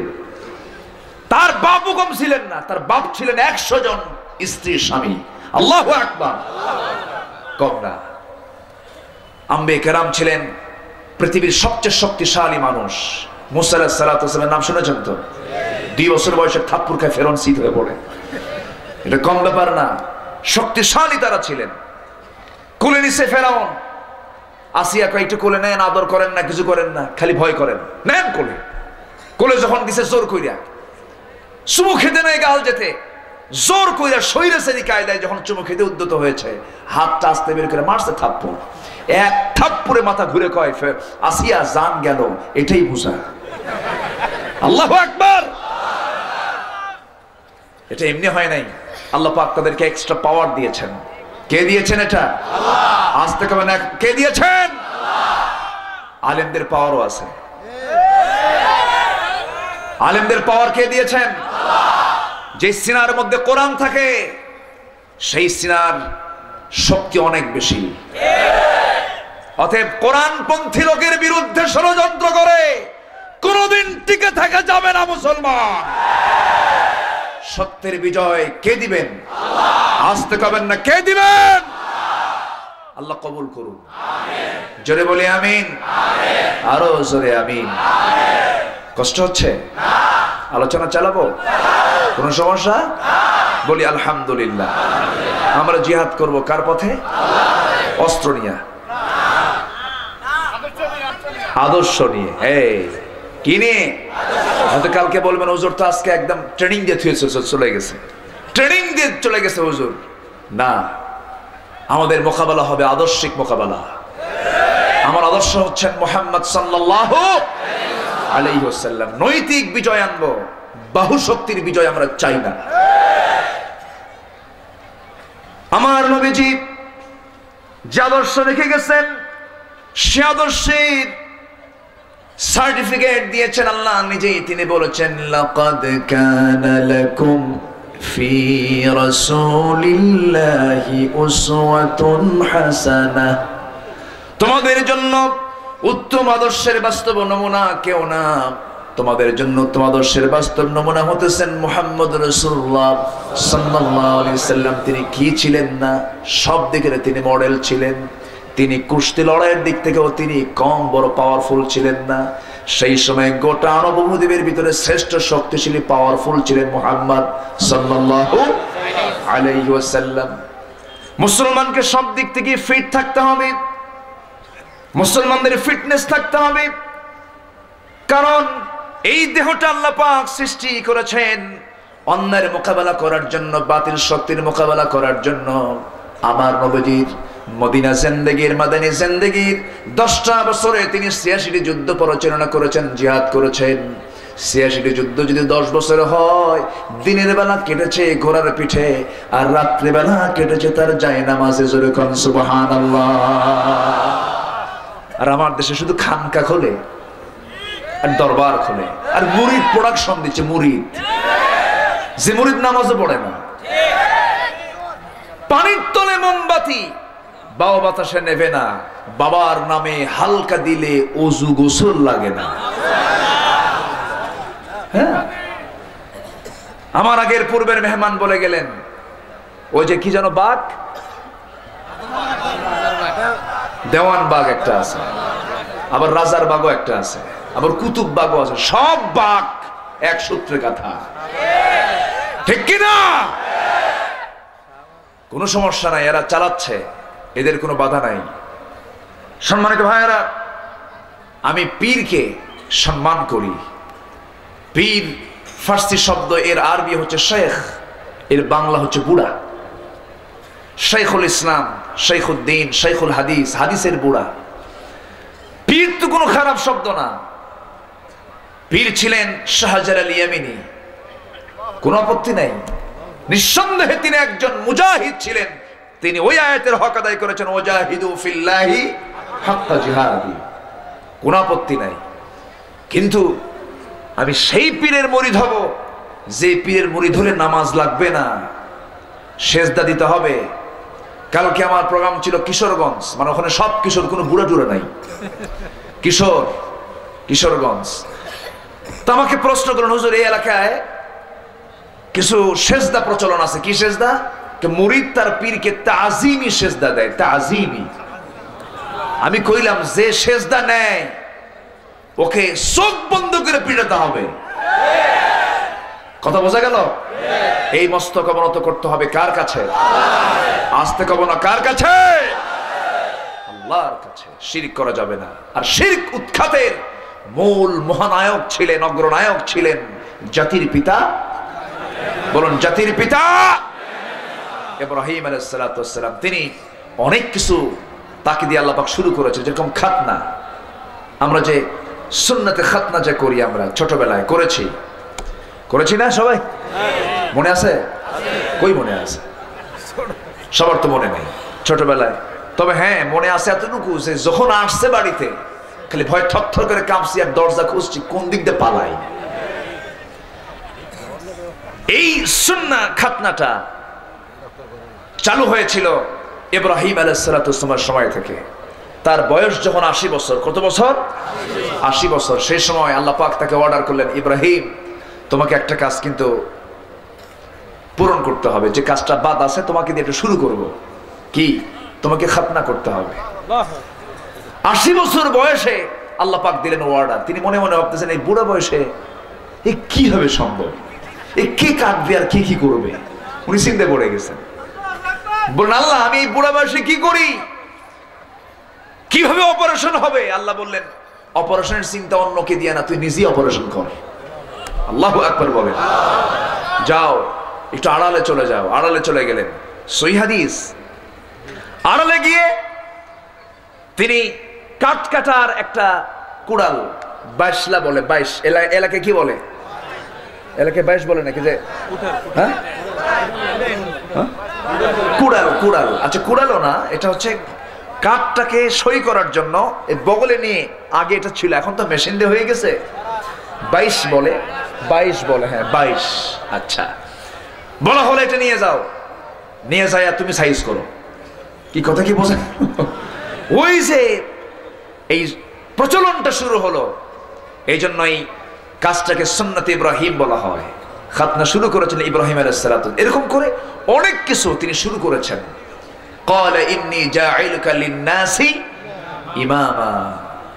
এবং কি সুন্দর করে আল্লাহকে তিনি বলছেন, কি সুন্দর করে তিনি আল্লাহর কাছে চেয়েছেন। কি তিনি বলেছেন? কি ইন্নী ওয়াজ্জাহতু ওয়াজহিয়া লিল্লাযী ফাতারাস সামাওয়াতি ওয়াল আরদা হানিফান ওয়া মা আনা মিনাল মুশরিকিন লা শারীকা লাহু ওয়া বিযালিকা উমিরতু ওয়া আনা আউয়ালুল মুসলিমিন। জোরে বলুন আল্লাহু আকবার। আমার ভাইরা, শিরিক করা যাবে? আস্তে বলুন, শিরিক করা যাবে? শিরিকের ধারে পাশে যাওয়া যাবে না। শিরিক আমরা করব না। আল্লাহ রাব্বুল আলামিন লোকমানকে টেনে নিয়ে বলছেন, লোকমান রে, তুই তোর সন্তানকে যে নসিহত দিয়েছিস আমার কাছে খুব মহব্বত, আমার কাছে খুব চয়েস হয়েছে। তার 13টা নসিহতের মধ্যে 1 নম্বর নসিহত ছিল, ইয ক্বালা লুকমানু লিবনিহি ওয়া হুয়া ইয়াইযুহু ইয়া বুনাইয়া লা তুশরিক বিল্লাহ ইন্নাশ শিরকা লাযুলমুন আযীম। জোরে বলুন আল্লাহু আকবার। শিরিক হলো মস্ত বড় জুলুম। শিরিকের ধারে পাশে আমরা যাব না। শিরিক যে না করবে তাহলে কি হবে তার? ওয়াল্লাযীনা আমানু ওয়া লাম ইয়ালবিসু ঈমানাহুম বিযুলমিন উলাইকা লাহুমুল আমনু ওয়া হুম মুহতাদুন।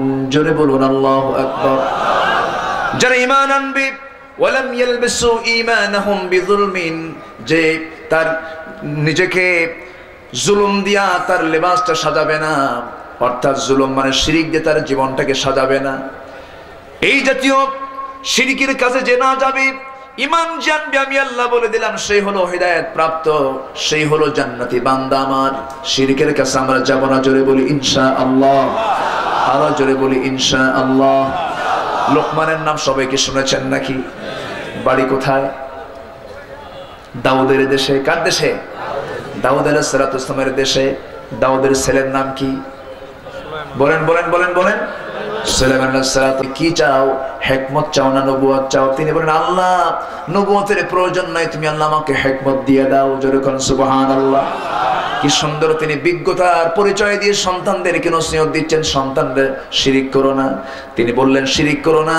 আর আজকের বাপেরা বলে, যাও ফুলটা নিয়ে চলে যাও, একটু ফুল দিয়ে আসো কবরে। আছে না নাই? আসতে কবেন না, আছে না নাই? স্কুলে শেখানো হয় কলেজে শেখানো হয়, কিন্তু মাদ্রাসায় শেখানো হয় না। কিন্তু জোড়াজুড়ি আছে না নাই? আসতে কবেন না, জোড়াজুড়ি আছে না নাই? জোড়াজুড়ি আছেন না? জোড়াজুড়ি করা যাবে না, শিরকের ধারে পাশে যাওয়া যাবে না, শিরকের গন্ধ রাখা যাবে না। রাসূল বলেছেন বুইসতু কাসরাতিল আসনাম, আমি পৃথিবীতে প্রেরিত হয়েছি শিরক সমস্ত মূর্তিকে অপসারণ করার জন্য। কিন্তু আজকে মুসলমান কোন সভ্যতার দিকে চলে গেল? আল্লামা ইকবাল আফসোস করে বলছেন, আল্লামা ইকবাল বলছেন, উनको तहजीब ने हर बंद से आजाद किया, लाके काबे से सनम खाने में अबद किया। নব্য যুগের সভ্যতা মোহে কেটে ফেললে সব বাঁধন, মসজিদ ছেড়ে মন্দিরে গিয়ে বাসা বেঁধেছো হায় এখন। মসজিদ ভাল লাগে না, মন্দির ভালো লাগে। মন্দিরের অনুষ্ঠান পরিচালনার জন্য কোনো অনুমোদনের দরকার হয় না, আর মাহফিল পরিচালনার জন্য কত সুপারিশ, কত দরখাস্ত দিতে হয়, এরপর অনুমতি পাওয়া যায় না। আমার বন্ধুগণ, তাফসীর মাহফিল সংখ্যাগরিষ্ঠ মুসলিম দেশে হবে, জাতি গঠন করার জন্য অনুমতির প্রয়োজন কি আছে? ঠিক কিনা? সম্মানিত ভাইয়েরা, সম্মানিত ভাই সব, আমি এই কথাটাই বলতে চাচ্ছি। আজকে আমার মূল যে বক্তব্য সেটা হলো, আমরা এই পৃথিবীতে এসেছি কারো পক্ষে কথা বলার জন্য নয়, আল্লাহর গোলামি করার জন্য। কার গোলামি করার জন্য? অতএব তোমাকে মুজাহাদা চালাতে হবে কার পথে? ওয়াজাহিদু ফিল্লাহি হাক্কা জিহাদি। পৃথিবীতে এসেছি আমি তার ইবাদত করার জন্য, তার প্রতিনিধিত্বের জন্য, কল্যাণের জন্য এসেছি, কাজের জন্য। লাকাদ খালাকনাল ইনসানা ফি কাবাদ, ফি কাবাদ। আল্লাহ পাক মানুষকে সৃষ্টি করেছেন শ্রম নির্ভর করে। মানুষ শ্রমমুখী হবে, কাজ করবে। সেই কাজের ক্ষেত্রে সে বৈধতা দেখবে, হালাল দেখবে, হুকুম দেখবে কার? আল্লাহ। হুকুম দেখবে কার? আল্লাহ পাকের। আরেকটু উদ্দেশ্য আল্লাহ পাক পাঠিয়েছেন, সেটা হলো পরীক্ষার জন্য। কিসের জন্য? পরীক্ষার জন্য। কি পরীক্ষা? SSC, HSC, honours, masters, MPhil, PhD না। এই পরীক্ষা হচ্ছে ঈমানের পরীক্ষা। কিসের পরীক্ষা? সবাইকে পরীক্ষা দিতে রাজি আছি? হামলা হলে, মামলা হলে, জেল হলে, জুলুম হলে, দেশ ছাড়তে হলে, দেশ ছেড়েছেন মুহাম্মদ সাল্লাল্লাহু সাল্লাম, নাই ছেড়েছেন, মুসা আলাইহিস সালাম ছেড়েছেন, ইব্রাহিম আলাইহিস সালাম ছেড়েছেন, দেশ ছেড়েছেন তারা। মুসা আলাইহিস সালামের তো দেশ ছাড়ার যখন সময় চলে আসলো, উনি তো রাগী মানুষ ছিলেন। সব পয়গম্বর ছিল এক মেজাজের, আর ইনি ছিলেন আরেক মেজাজের। আচ্ছা, এই লাইটটা কি বন্ধ করা যায় না? এই যে ভিডিওর, আমি এদিকে তাকাতেই পারছি না, একটু অফ করে দেন। আচ্ছা, এই পয়গম্বর একটু মেজাজি মানুষ ছিলেন। সব পয়গম্বর ছিলেন একটু নরম টাইপের। আচ্ছা, আর মুসা আলাইহিস সালাম ছিলেন একটু খিটখিটে মেজাজের। এর মানে যে এটা তার যে বদগুণ তা নয়। এই মেজাজটা ছিল হলো ফেরাউনকে মোকাবেলা করার জন্য। কাকে মোকাবেলা করার জন্য? ফেরাউনকে মোকাবেলা করার জন্য। খুব রাগী মানুষ তিনি ছিলেন। সামনে একটা লোক এসে তার বিরুদ্ধে কথা বলে এবং অনৈতিক কথা বলে বারবার। তিনি বলেন, অনৈতিক কথা বলো কেন? ভুল করছো, এটা ভুল নাই। ভুল করেছো? ভুল নাই। ভুল করেছো? ভুল নাই। হাতটা বের করে মারলেন থাপ্পড়। এক থাপ্পড়ে জমিনে পড়া সারা, মরাও সারা। যখন মরে গেছে, আল্লাহ রেখে, আল্লাহ দোষ কিন্তু আমার না। আল্লাহকে মারলা তুমি, দোষ দাও কারে? আল্লাহ, মারছি আমি, আর মেরে ফেলার মালিক তুমি। জোরে কোন আল্লাহু আকবার, জোরে কোন আল্লাহু আকবার। বলবো ইনশাআল্লাহ, সব কব। মাঝখানে আসছিল, আবার অন্যদিকে চলে গেছি, বলবো আমি। সম্মানিত ভাইয়েরা, কষ্ট হচ্ছে আপনাদের? এই তো আমার চোখ কেবল আরাম পেল। এতক্ষণ লাইট দিয়া ভাবতেছে হুজুর আজকে আপনি কানা হয়ে যান। সম্মানিত ভাইয়েরা, আল্লাহর সঙ্গে প্রেম হলে এরকম প্রেমী হয়, যেমন করে প্রেম করেছেন মুসা আলাইহিস সালাম। যেরকম সুবহানাল্লাহ। সব বলতেন আল্লাহকে, যা মনে হতো তাই বলতেন। আল্লাহকে কয় আল্লাহ তুমি শুধু আমার সাথে কথা কও, আমি কি তোমাকে যদি দেখবো না, একটু দেখা দাও তো, দেখা দাও মরে। হ্যাঁ আসে না এরকম গান, গান কিছু এখন আসে না নাই? কার সঙ্গে দেখা করতে চায়? লাইলি লাইলি আলেয়া।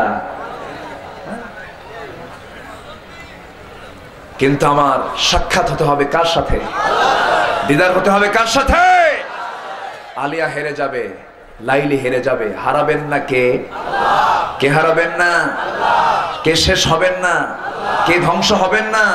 হুয়াল আউয়ালু ওয়াল আখিরু ওয়াল যাহিরু ওয়াল বাতিন ওয়া হুয়া বিকুল্লি শাইইন আলিম। কি সুন্দর করে উত্তর দিচ্ছেন, সুবহানাল্লাহ। দেন না সবাই আয়াত কয়, কত সুন্দর মানুষ আপনারা।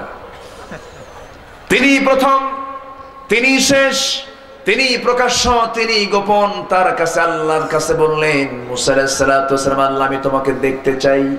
আল্লাহ বলেন শোনো রে মুসা, এরকম করে তুমি আরজি করো না, আমার দেখবা কেমনে, দেখার যোগ্যতা তোমার এই চোখে নাই। যোগ্যতা থাকুক আর না থাকুক, চেষ্টা করি। কি করি? মুজাহাদা করি, একটু চেষ্টা চালাই, তোমাকে দেখবই আমি।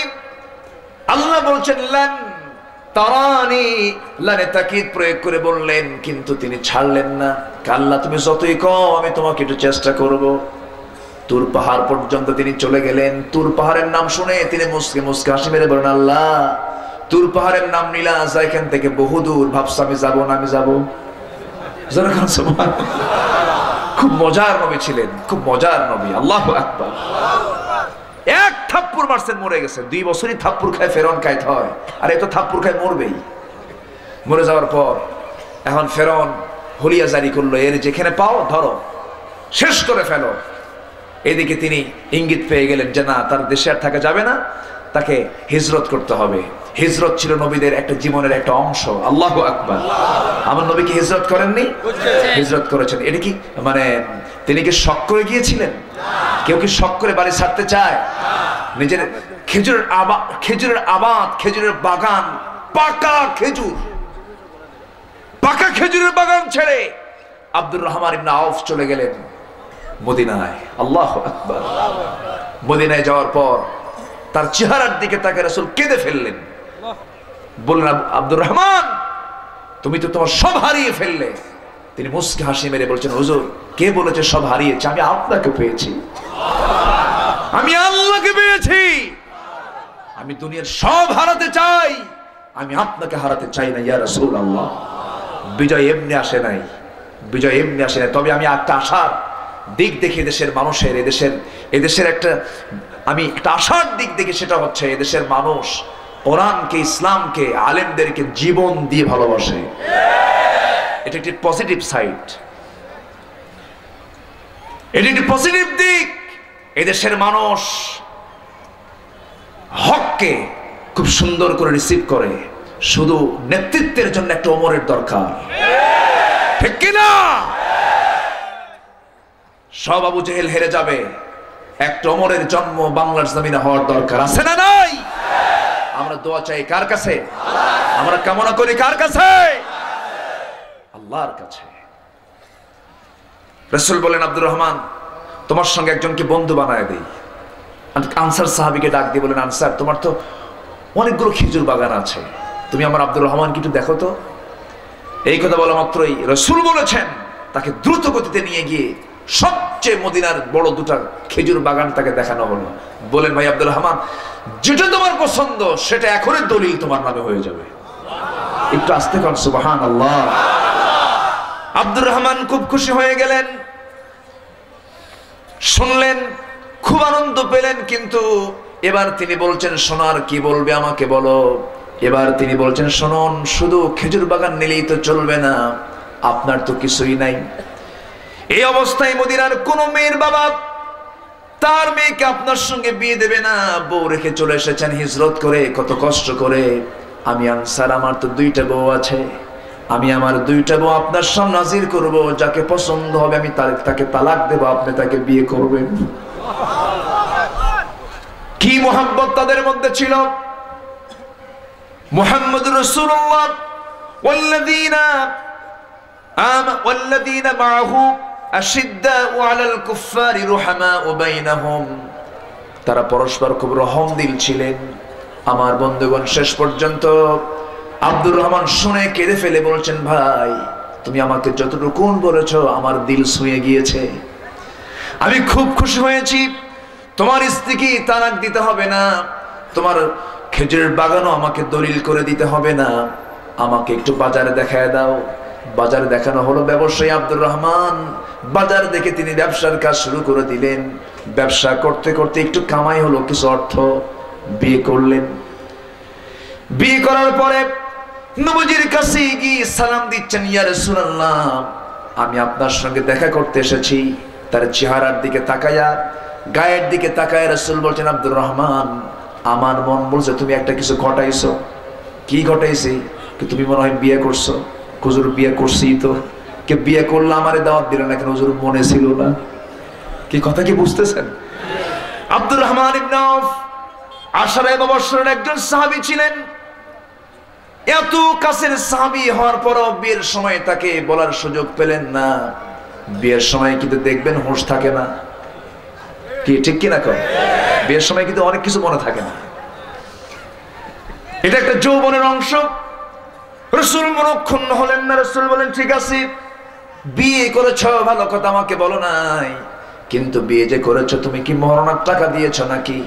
কিছু দিয়ে বিয়ে করছো নাকি? হুজুর অবশ্যই কিছু দিয়ে বিয়ে করছে। তোমার তো টাকা নাই। হুজুর ব্যবসা করেছি, কয়েক রতি স্বর্ণ কামাই করে তাকে সেই স্বর্ণ দিয়ে আমি তাকে বিয়ে করে নিয়েছি। আমার নবীজি তার জন্য দোয়া করে দিলেন, আল্লাহ আমার আব্দুর রহমানের ব্যবসায় বরকত দিয়ে দাও। নবীর কথার বরকত আছে না নাই? আসতে কবেন না আছে না নাই? এমন বরকত হয়ে গেল, বরকতে বরকতে ভরপুর হয়ে গেলেন আব্দুর রহমান। সেই মদিনার সবচেয়ে বড় ব্যবসায়ীদের শীর্ষে কাতারে স্থান দখল করেন আব্দুর রহমান ইবনে আউফ। বিশাল বড় ব্যবসায়ী হয়ে গেলেন। মুতার যুদ্ধে বড় বড় অভিযানের সময় সবচেয়ে বেশি দান আসতো আব্দুর রহমানের পক্ষ থেকে। মাঝে মাঝে আব্দুর রহমান তিনি এমন করে আল্লাহর কাছে বলতেন, আল্লাহ এমন বরকত তুমি আমারে দিয়ে দিলা, এমন বরকত তুমি আমাকে দিয়ে দিয়েছ। আল্লাহর শুকরিয়া আদায় করতেন। তাবুক অভিযানের সময় এই আব্দুর রহমান 3 বস্তা সোনা দান করেছিলেন। যেরকম সুবহানাল্লাহ। তার টাকা কখনো ফরে নাই। তিনি পেয়েছেন, খরচ করেছেন কার পথে? আসতে বলবেন না, কার পথে?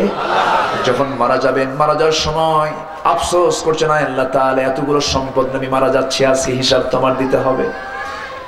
তিনি আফসোস করতেন। কিন্তু মৃত্যুর সময় তিনি ওসিয়ত করে গেলেন, শোনো আমার ভাইরা, আমি যখন মারা যাব সেই সময় তোমরা আমার বদরের যুদ্ধের পোশাকটা পরে আমাকে জানাজার কাফন দাফন করে দিও। আমি আল্লাহর সামনে হাজির হয়ে বলবো, আল্লাহ ওয়াজাহিদু ফিল্লাহি হাক্কা জিহাদি, আমি তোমার পথে জিহাদ করার মতো জিহাদ করার চেষ্টা করেছি। এই যে তার বড় প্রমাণ, বদর যুদ্ধের পোশাক নিয়ে তোমার সামনে আমি হাজির হয়ে গেছি। জোরে কোন সুবহানাল্লাহ, আরো জোরে সুবহানাল্লাহ। আমরা কার পথে থাকতে চাই? আসতে বলবেন না, কার পথে? আল্লাহর পথে। বিয়ের সময় হুঁশ থাকে না, বিয়ের সময় হুঁশ থাকে না, ভালো কথা। তবু বিয়ে করতে হবে, হুঁশ না থাকুক, বিয়ে করতে হবে, কিন্তু জেনার কাজ করা যাবে না। আজকে সমাজে বিয়ে বেশি না জেনা বেশি? বিয়ে বেশি না জেনা বেশি? আল্লাহ পাক কোনটা পছন্দ করেন, জেনা না বিয়া? 40 বছর বয়স হয়ে যায়, এখানে বলছে হুজুর কষ্ট করে যুবক যুবতীদের ব্যাপারে একটু বলবেন, এই জন্য প্রসঙ্গটা আসলো। আজকে সমাজে জেনার পরিমাণ বেড়ে গেছে, বিয়ে কমে গেছে। সাইনবোর্ড একটা বউ রেখে আবার হাজারো জেনার কাছে লিপ্ত হয়, এমন লম্পট মার্কের নেতাও আমার দেশে আছে না নাই? মদের বোতল আর নারী, ওয়ার কি বলে, ওমেন এন্ড ওয়াইন, নারী এবং মদ নিয়ে সর্বক্ষণ ব্যস্ত থাকে। কুকুরের মতো স্বভাব এসেছে আজকে মানুষের ভিতরে। কুকুর হচ্ছে সারাদিন ধরে সে জিহ্বাটা বের করে সারাদিন ঘুরে বেড়ায় খাদ্যের অন্বেষায়, এবং সে হচ্ছে সহজাতি বিদ্বেষী একটা প্রাণী। মরা গরু পড়ে থাকলে মরা গরু খাইতে যায়, যখন দেখে আরেকটা কুকুর আসতেছে, ওর সহজাতি বিদ্বেষী সহজাতি জাত আসতেছে, আরেকটা কুকুর যখন আসতে নেয়, এই কুকুরকে ওকে আসতে দেয়? আসতে দেয়? ঘেউ ঘেউ করে তাড়ায় দেয়। ওই দিক থেকে সারাদিনে শকুন খায়া শেষ, আপত্তি নাই, কিন্তু আমার কুত্তারে আমি আসতে দেব না। এরকম আছে না নাই? আচ্ছা, এই স্বভাবটা হলো কুকুরের, এই স্বভাব এসেছে আজকে মানুষের ভিতরে। কুকুরের নেশা হচ্ছে দুইটা, একটা হচ্ছে খাবার নেশা, আর একটা হচ্ছে যৌবনের নেশা। কার্তিক মাস আসলে এবার খাওয়া বাদ দিয়ে এক কামে ব্যস্ত থাকে। আজকের সমাজেও কিছু যুবক আছে, ওদের কামই হলো এই দুইটা কাম। আছে না নাই? আল্লাহ এমনি কর নাই কাল আনআম। সম্মানিত ভাইয়েরা, এগুলো ছাড়তে হবে। যুবকরা, যুবকদের চরিত্র হতে হবে ইউসুফ আলাইহিস সালাতু ওয়াস সালামের মতো। ইউসুফের চরিত্র যদি এসে যায়, সমাজ থেকে সকল প্রকার অন্যায় দূরীভূত হয়ে যাবে। এই জন্য দরকার কিসের শিক্ষা? আসতে কবেন না, কিসের শিক্ষা দরকার? কোরআনের শিক্ষা দরকার। শিখবো আমরা। জোরে বলি ইনশাআল্লাহ, আর জোরে বলি ইনশাআল্লাহ। বলতে বলতে অনেক দূর চলে গিয়েছিলাম। বলছিলাম মুসা আলাইহিস সালাতু ওয়াস সালামের কথা বলছিলাম। খুব রাগী মানুষ ছিলেন তিনি, আল্লাহকে দেখতে পাননি শেষ পর্যন্ত। কিন্তু এইদিকে একটা থাপ্পড় মাইরা তাকে দেশ ছাড়তে হলো। দেশ ছেড়ে চলে গেলেন যেদিকে চোখ যায়। চোখ যেতে যেতে দেখতে পেলেন সামনে, ক্ষুধা লেগেছে তার, তৃষ্ণা পাচ্ছে তার। পেলেন সামনে একটা কূপ। কূপের ধারে গিয়ে ঢাকনা টান দিয়ে পানি তুলে একদম মেরে দিলেন। কয়েক গ্লাস পানি মেরে দিয়ে দিলটা তাজা করলেন, শরীরটা সুস্থ করলেন। করেই তিনি বসে আছেন, হঠাৎ করে দেখতে পেলেন দুইজন মহিলা সামনের দিকে আসতেছে। ভাবলেন যে এরা কারা? হাতে বালতি। তোমরা কি করতে এসেছো? কূপ থেকে পানি তুলবো। তুলে নিয়ে যাও। কেন? পারবো না, কূপের ঢাকনা আছে, টান দিতে লোকজন লাগবে। তাই কষ্ট হবে তোমাদের। ঠিক আছে, আমাকে দাও। তিনি তার হাতে নিয়ে খেদমতের মানসিকতা নিয়ে কূপ থেকে বালতি ভরে পানি তোলার জন্য যখন ঢাকনার কাছে গেলেন, ঢাকনায় হাত দিলেন, একটা ফিকা মারলেন, ছিটকে পড়ে গেল। দুই মহিলা থরথর করে কাঁপে আর কয় যে ঢাকনা টান দিতে 10 জন লাগে, আর ওই একাই টান মারলে এটিকে মানুষ না অন্য কিছু। একটু ভয় ভয় লাগলো। নবীদের শক্তি কম না বেশি? কম না বেশি? বেশি। তিনি তুলে দিয়ে বললেন, যাও, তাড়াতাড়ি চলে যাও, সূর্য ডোবার আগেই বাড়িতে চলে যাওয়া উচিত, কারণ সন্ধ্যার পরে মেয়েদের বাইরে থাকা উচিত নয়। এখন সূর্যাস্তের পরে আমার দেশের মহিলা মার্কেটে কম না বেশি? আলহামদুলিল্লাহ রাব্বিল আলামিন। কি করবেন? যেরকম নাউযুবিল্লাহ। সূর্যাস্ত আইন ছিল ইউনিভার্সিটিতে, সে আইনটা উৎখাত হয়ে গেছে। বলল ওরাও মানুষ, আমরাও মানুষ, ওরা না হয় পুরুষ, আমরা মহিলা, সমান অধিকার। কি অধিকার? সমান অধিকার দিতে হবে। ওই আইনটার নাই। এখন সবাই সমান। 12টা 1টা সবাই ঘোরাফেরা করছে বয়ফ্রেন্ড গার্লফ্রেন্ডকে নিয়ে। নাউজুবিল্লাহ বলেন। এগুলো বন্ধ হওয়ার দরকার আছে না নাই? এগুলো কি খানকা খুলে বন্ধ হবে? দরবার খুলে বন্ধ হবে? এগুলো বন্ধ হতে হলে ওয়াজাহিদু ফিল্লাহি হাক্কা জিহাদি, জিহাদের মধ্য দিয়ে বন্ধ করতে হবে মুসলমান। সম্মানিত ভাইয়েরা, মুসা আলাইহিস সালাতু ওয়াস সালাম বলেন, যাও, চলে যাও। চলে গেছে বাড়িতে। সূর্য ডোবার আগেই বাপ মনে মনে চিন্তা করে, প্রতিদিন সূর্য অস্তের পরে আসে, আজকে এত আগে ভাগে আসলো কেমনে? বললেন, মা তোমরা এত তাড়াহুড়ো করে আসলে আজকে? আব্বা, একজন যুবককে দেখলাম, কাফিজুন আজিজ, খুব শক্তিশালী যুবক, তাই আমাকে চিনতে হবে তাকে। তুমি আগামীকালকে আমার পক্ষ থেকে সালাম দেবে, আমার বড় মেয়ে, তুমি যাবে এবং বলবে সে যেন আমার সঙ্গে দেখা করতে আসে। পরের দিন চলে গেছে। যাওয়ার পর বলতেছে, হে শক্তিশালী যুবক, আপনাকে আব্বা আমাদের বাড়িতে আসতে বলেছেন, আপনাকে আসতে হবে। আমি তো বাড়ি চিনি না। কে বাড়ি চেনার দরকার নাই, আমি আগে আগে যাব, আপনি আমাকে ফলো করে করে আপনি আমার পিছে পিছে আসবেন। মুসা বলতেছে, তুই মহিলা, আমি পুরুষ, আমি তোর পিছে থাকবো? আমি এই জাতের পুরুষ, আমি আগে, তুই পিছে আয়। আল্লাহু আকবার বলেন। চরিত্র আছে না নাই? আসতে কবেন না, আছে না নাই? আজকে 16 কোটি মানুষ মুসলমান। আজকে আমার দেশের পুরুষের পিছনে নারীর পিছনে। বলেন কার পিছে? আলহামদুলিল্লাহ। হ্যাঁ, কি কবেন? কি কবেন? আলোচনা চালাবো? শেষ করে দেব না? আরো শুনবেন? জোরে বলি ইনশাআল্লাহ। এই অঞ্চলের আমার আজকে শেষ মাহফিল। শেষ হবেই তো শেষ, কারণ করবো কখন? ছিলামই তো না। সম্মানিত ভাইয়েরা, খুব সুন্দর মানুষ নোয়াখালী, আলহামদুলিল্লাহ। জোরে বলি আলহামদুলিল্লাহ। সামনে সামনে তিনি যাওয়া শুরু করলেন এবং বললেন, শোনো, তুমি পিছনে থাকবা, আমি সামনে যাব। আমি ভুল করলে শুধু বলবা ডানে বামে, ডানে বামে। এর চাইতে এক চুল পরিমাণ কথা বেশি বলবা না, বললি রোগ সৃষ্টি হবে। ফায়াতমাআল্লাযীনা ফী কলবিহিম মারাদুন ওয়া কুল্লা কাওলান মা'রুফা। তুমি যা বলবা এতটুকুন কথা বলবা, এর চাইতে কোনো বেশি কথা বলা যাবে না। চরিত্র আছে না নাই? মহিলা মনে মনে কয়, গতকালকে দেখলাম দারুণ শক্তি, বাহুবল, আজকে দেখি চরিত্র খুব শক্তিশালী। মনে মনে পছন্দ, মনে মনে পছন্দ হয়ে গেছে। চরিত্রবতী মহিলার ওই সমস্ত পুরুষ কি পছন্দ করে? তারা যারা শক্তিশালী হয় এবং চরিত্রবান হয়, ঠিক কিনা? আর আজকের মেয়েদের কি পছন্দ? যদি মাথার চুলটা যদি শাহরুখ কাটিং হয়, আর যদি প্যান্টের সাইজটা যদি সালমান স্টাইল হয়, ছেলে খুব আপডেট, খুব ভালো, ঠিক কিনা?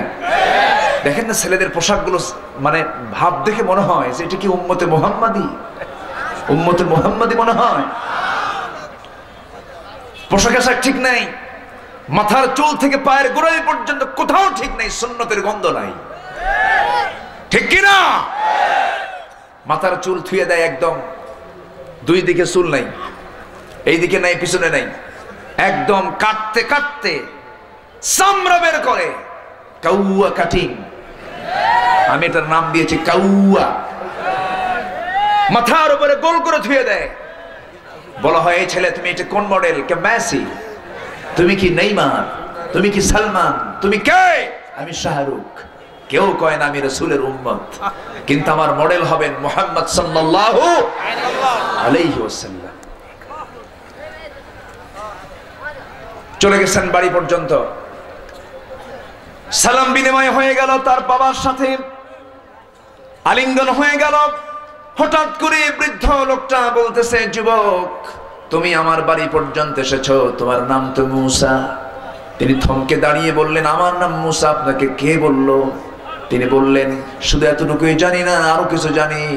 কি জন্য তুমি আসছো তাও জানি। কি? থাপ্পড় মারছো, মানুষ মেরে ফেলছো। উনি একটু জড়সড় হয়ে গেলেন। এরপরে বলছেন, না, চিন্তা করো না, তুমি যার সামনে দাঁড়িয়ে কথা বলো সে তোমার দুশমন নয়। আল্লাহ পাক যাকে ওয়া ইলা মাদিয়ানা আখাহুম শুআইবা, আল্লাহ যাকে মাদিয়ানবাসীর জন্য পয়গম্বর করে পাঠিয়েছেন, শুআইব, আমি সেই শুআইব আলাইহিস সালাতু ওয়াস আমি খুব খুশি হলেন। বললেন, আমার কপাল খুব ভালো, নবীর সামনে হাজির হয়েছে। সুবহানাল্লাহ। এবার তিনি বলেন, আপনি যা বলবেন তাই শুনবো। এবার বলেন, শোনো, দুইটা মেয়ের যে কোনো একটা মেয়েকে আমি তোমার সঙ্গে বিয়ে দিতে চাই, তুমি কি বিয়ে করবা নাকি? হ্যাঁ, বিয়ে করব। বিয়ে যদি দেন আপনি, কিন্তু এখন তো বিয়ে দেওয়া যাবে না, কারণ তোমার রেকর্ড ভালো না। থাপ্পড় মারো আর মানুষ মরে যায়, থাপ্পড় মারো আর মানুষ মরে যায়।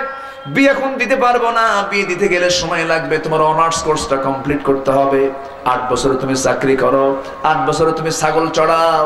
রাগী লোকের কপালে যদি ছাগল চড়ানো হয়, তার রাগ মনে হয় ঠান্ডা হয়। খুব রাগী মানুষ ছাগল চড়ানোর দায়িত্ব পেলেন। ছাগল চড়াতে চড়াতে 8 বছর হয়ে গেল। বলা হলো 10 বছর পূর্ণ করলে মাস্টার্স কমপ্লিট হয়ে যায়, সব হয়ে যায়। 10 বছরে তিনি ছাগল চড়ালেন, কমপ্লিট করলেন। সর্বশেষ ছাগলগুলো নিয়ে একদিন মাঠ থেকে আসতেছিলেন। হঠাৎ করে একটা ছাগল পাল থেকে মারলো দৌড়। এক দৌড়ে অনেক দূর চলে গেছে, তিনি মারলেন, তার পিছে পিছে দৌড়। সেই ছাগলকে ধরে ফেললেন। ধরে ফেলে ঘরমাক্ত ছাগলকে নিয়ে দুই পা দুই হাতের মধ্যে নিয়ে শূন্যের উপরে খাড়া করে মারবেন আসাদ। কিন্তু দেখতে পেলেন ছাগলটা থরথর করে কাঁপে, চোখটা ভয় ভীত ভীত ভাব। ভাবলেন, তুই ছাগল, তোরে মেরেও লাভ কি, না মেরেও লাভ কি? মারলাম না, যা মাফ করে দিলাম। আস্তে করে কোলের মধ্যে তুলে নিয়ে স্নেহ যখন করলেন, আল্লাহ বলছেন, মুসা, তোমার রাগ কমে গেছে। জোরে কান সুবহানাল্লাহ, আরো জোরে কান সুবহানাল্লাহ। তোমার রাগ কমে গেছে, তুমি হিজরত করেছো, তুমি দেশ ত্যাগ করেছো, তোমার সফলতা চলে এসেছে। আমি তোমাকে নবুয়ত দিয়ে দিলাম, তুমি এখন শুধু ছাগল নয়, তুমি এখন মানুষও চড়াতে পারবে। জোরে কান সুবহানাল্লাহ। তাহলে দ্বীনের জন্য ত্যাগ স্বীকার করতে হবে, যে ত্যাগ স্বীকার করেছেন সাহাবায়ে কেরাম, আম্বিয়ায়ে কেরাম। আমরা কি রাজি আছি? আমরা কি রাজি আছি? এই আয়াতের সর্বশেষ অংশ মাঝখান থেকে আর বলতে পারলাম না, এইদিকে সময় চলে যাচ্ছে। আল্লাহ রাব্বুল আলামিন বলছেন, শোনো, সব সম্মান তোমাকে আমি দিয়েছি, তুমি জিহাদ করবে আমার পথে, ভালো করে জিহাদ করবে, জিহাদ করার মতো জিহাদ করবে। আর বাকি তিনটা কাজ তোমাকে করতে হবে।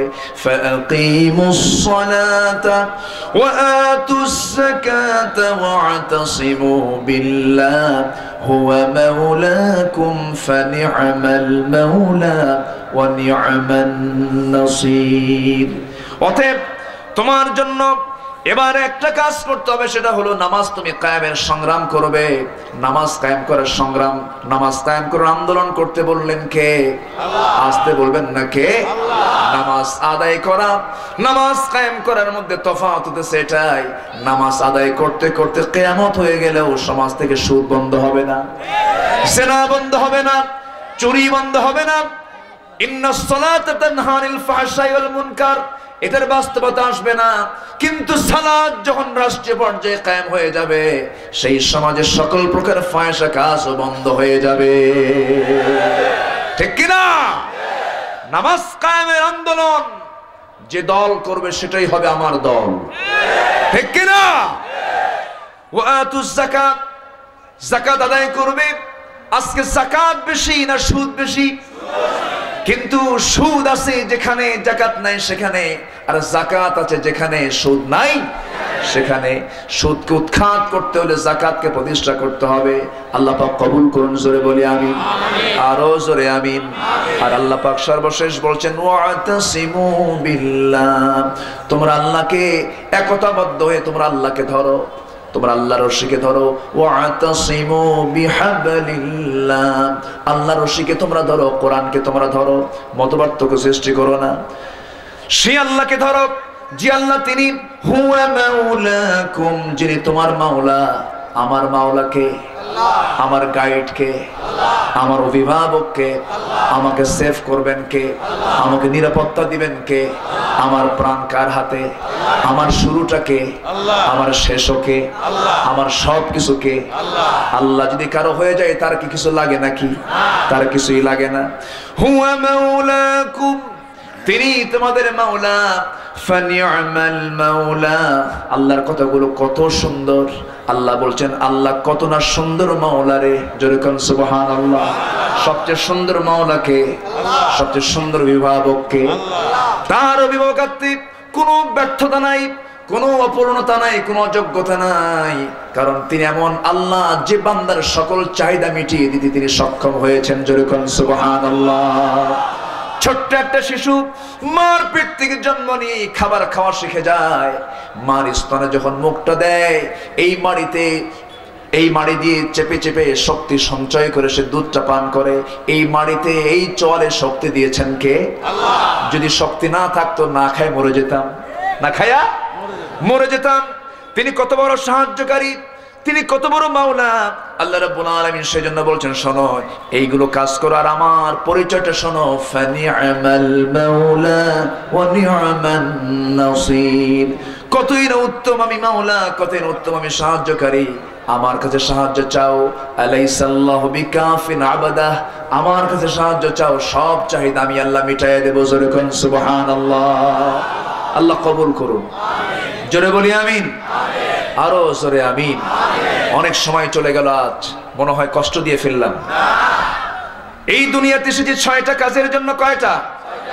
চলছিল আমাদের 4 নাম্বার 5 নাম্বার পর্যন্ত ইবাদতের জন্য, প্রতিনিধিত্বের জন্য, কল্যাণের জন্য, এরপরে কাজের জন্য, পরীক্ষার জন্য, আরেকটা হলো পাপ পুণ্য যাচাই করার জন্য। ফাআলহামাহা ফুজুরাহা ওয়া তাকওয়াহা, ভালো মন্দ, ন্যায় অন্যায় বোঝার জন্য আল্লাহ রাব্বুল আলামিন আমাকে আপনাকে সকল প্রকারের যোগ্যতা দিয়েছেন। কোনটা হালাল কোনটা হারাম এটা বুঝবে গরু না মানুষ? কে বুঝবে? মানুষ বুঝবে। আমরা এগুলো শিক্ষা অর্জন করব, উদ্দেশ্য পূরণ করে আমরা দুনিয়াতে আল্লাহর হুকুম পূর্ণাঙ্গ রূপে মানার মানসিকতা নিয়ে আমরা এই পৃথিবী থেকে বিদায় হতে চাই। আল্লাহ সবাইকে কবুল করুন, জোরে বলি আমিন, আরো জোরে আমিন। কেউ যাব না, আমরা যে যেখানে আছি সেখানেই বসে পড়ি। আমরা চাইবো কার কাছে? আল্লাহর কাছে চাবো। সবাই আমরা নামাজের মতো করে বসে পড়ি, আল্লাহর কাছে চাবো। অনেকে গাড়ি ঘোড়া নিয়ে অনেক দূর থেকে এসেছেন, আল্লাহ সবার বাড়ি পর্যন্ত যাওয়াকে নিরাপদ করে দেন। জোরে বলি আল্লাহুম্মা আমিন। আপনার যানবাহন ঠিক থাকবে, আপনি যাবেন।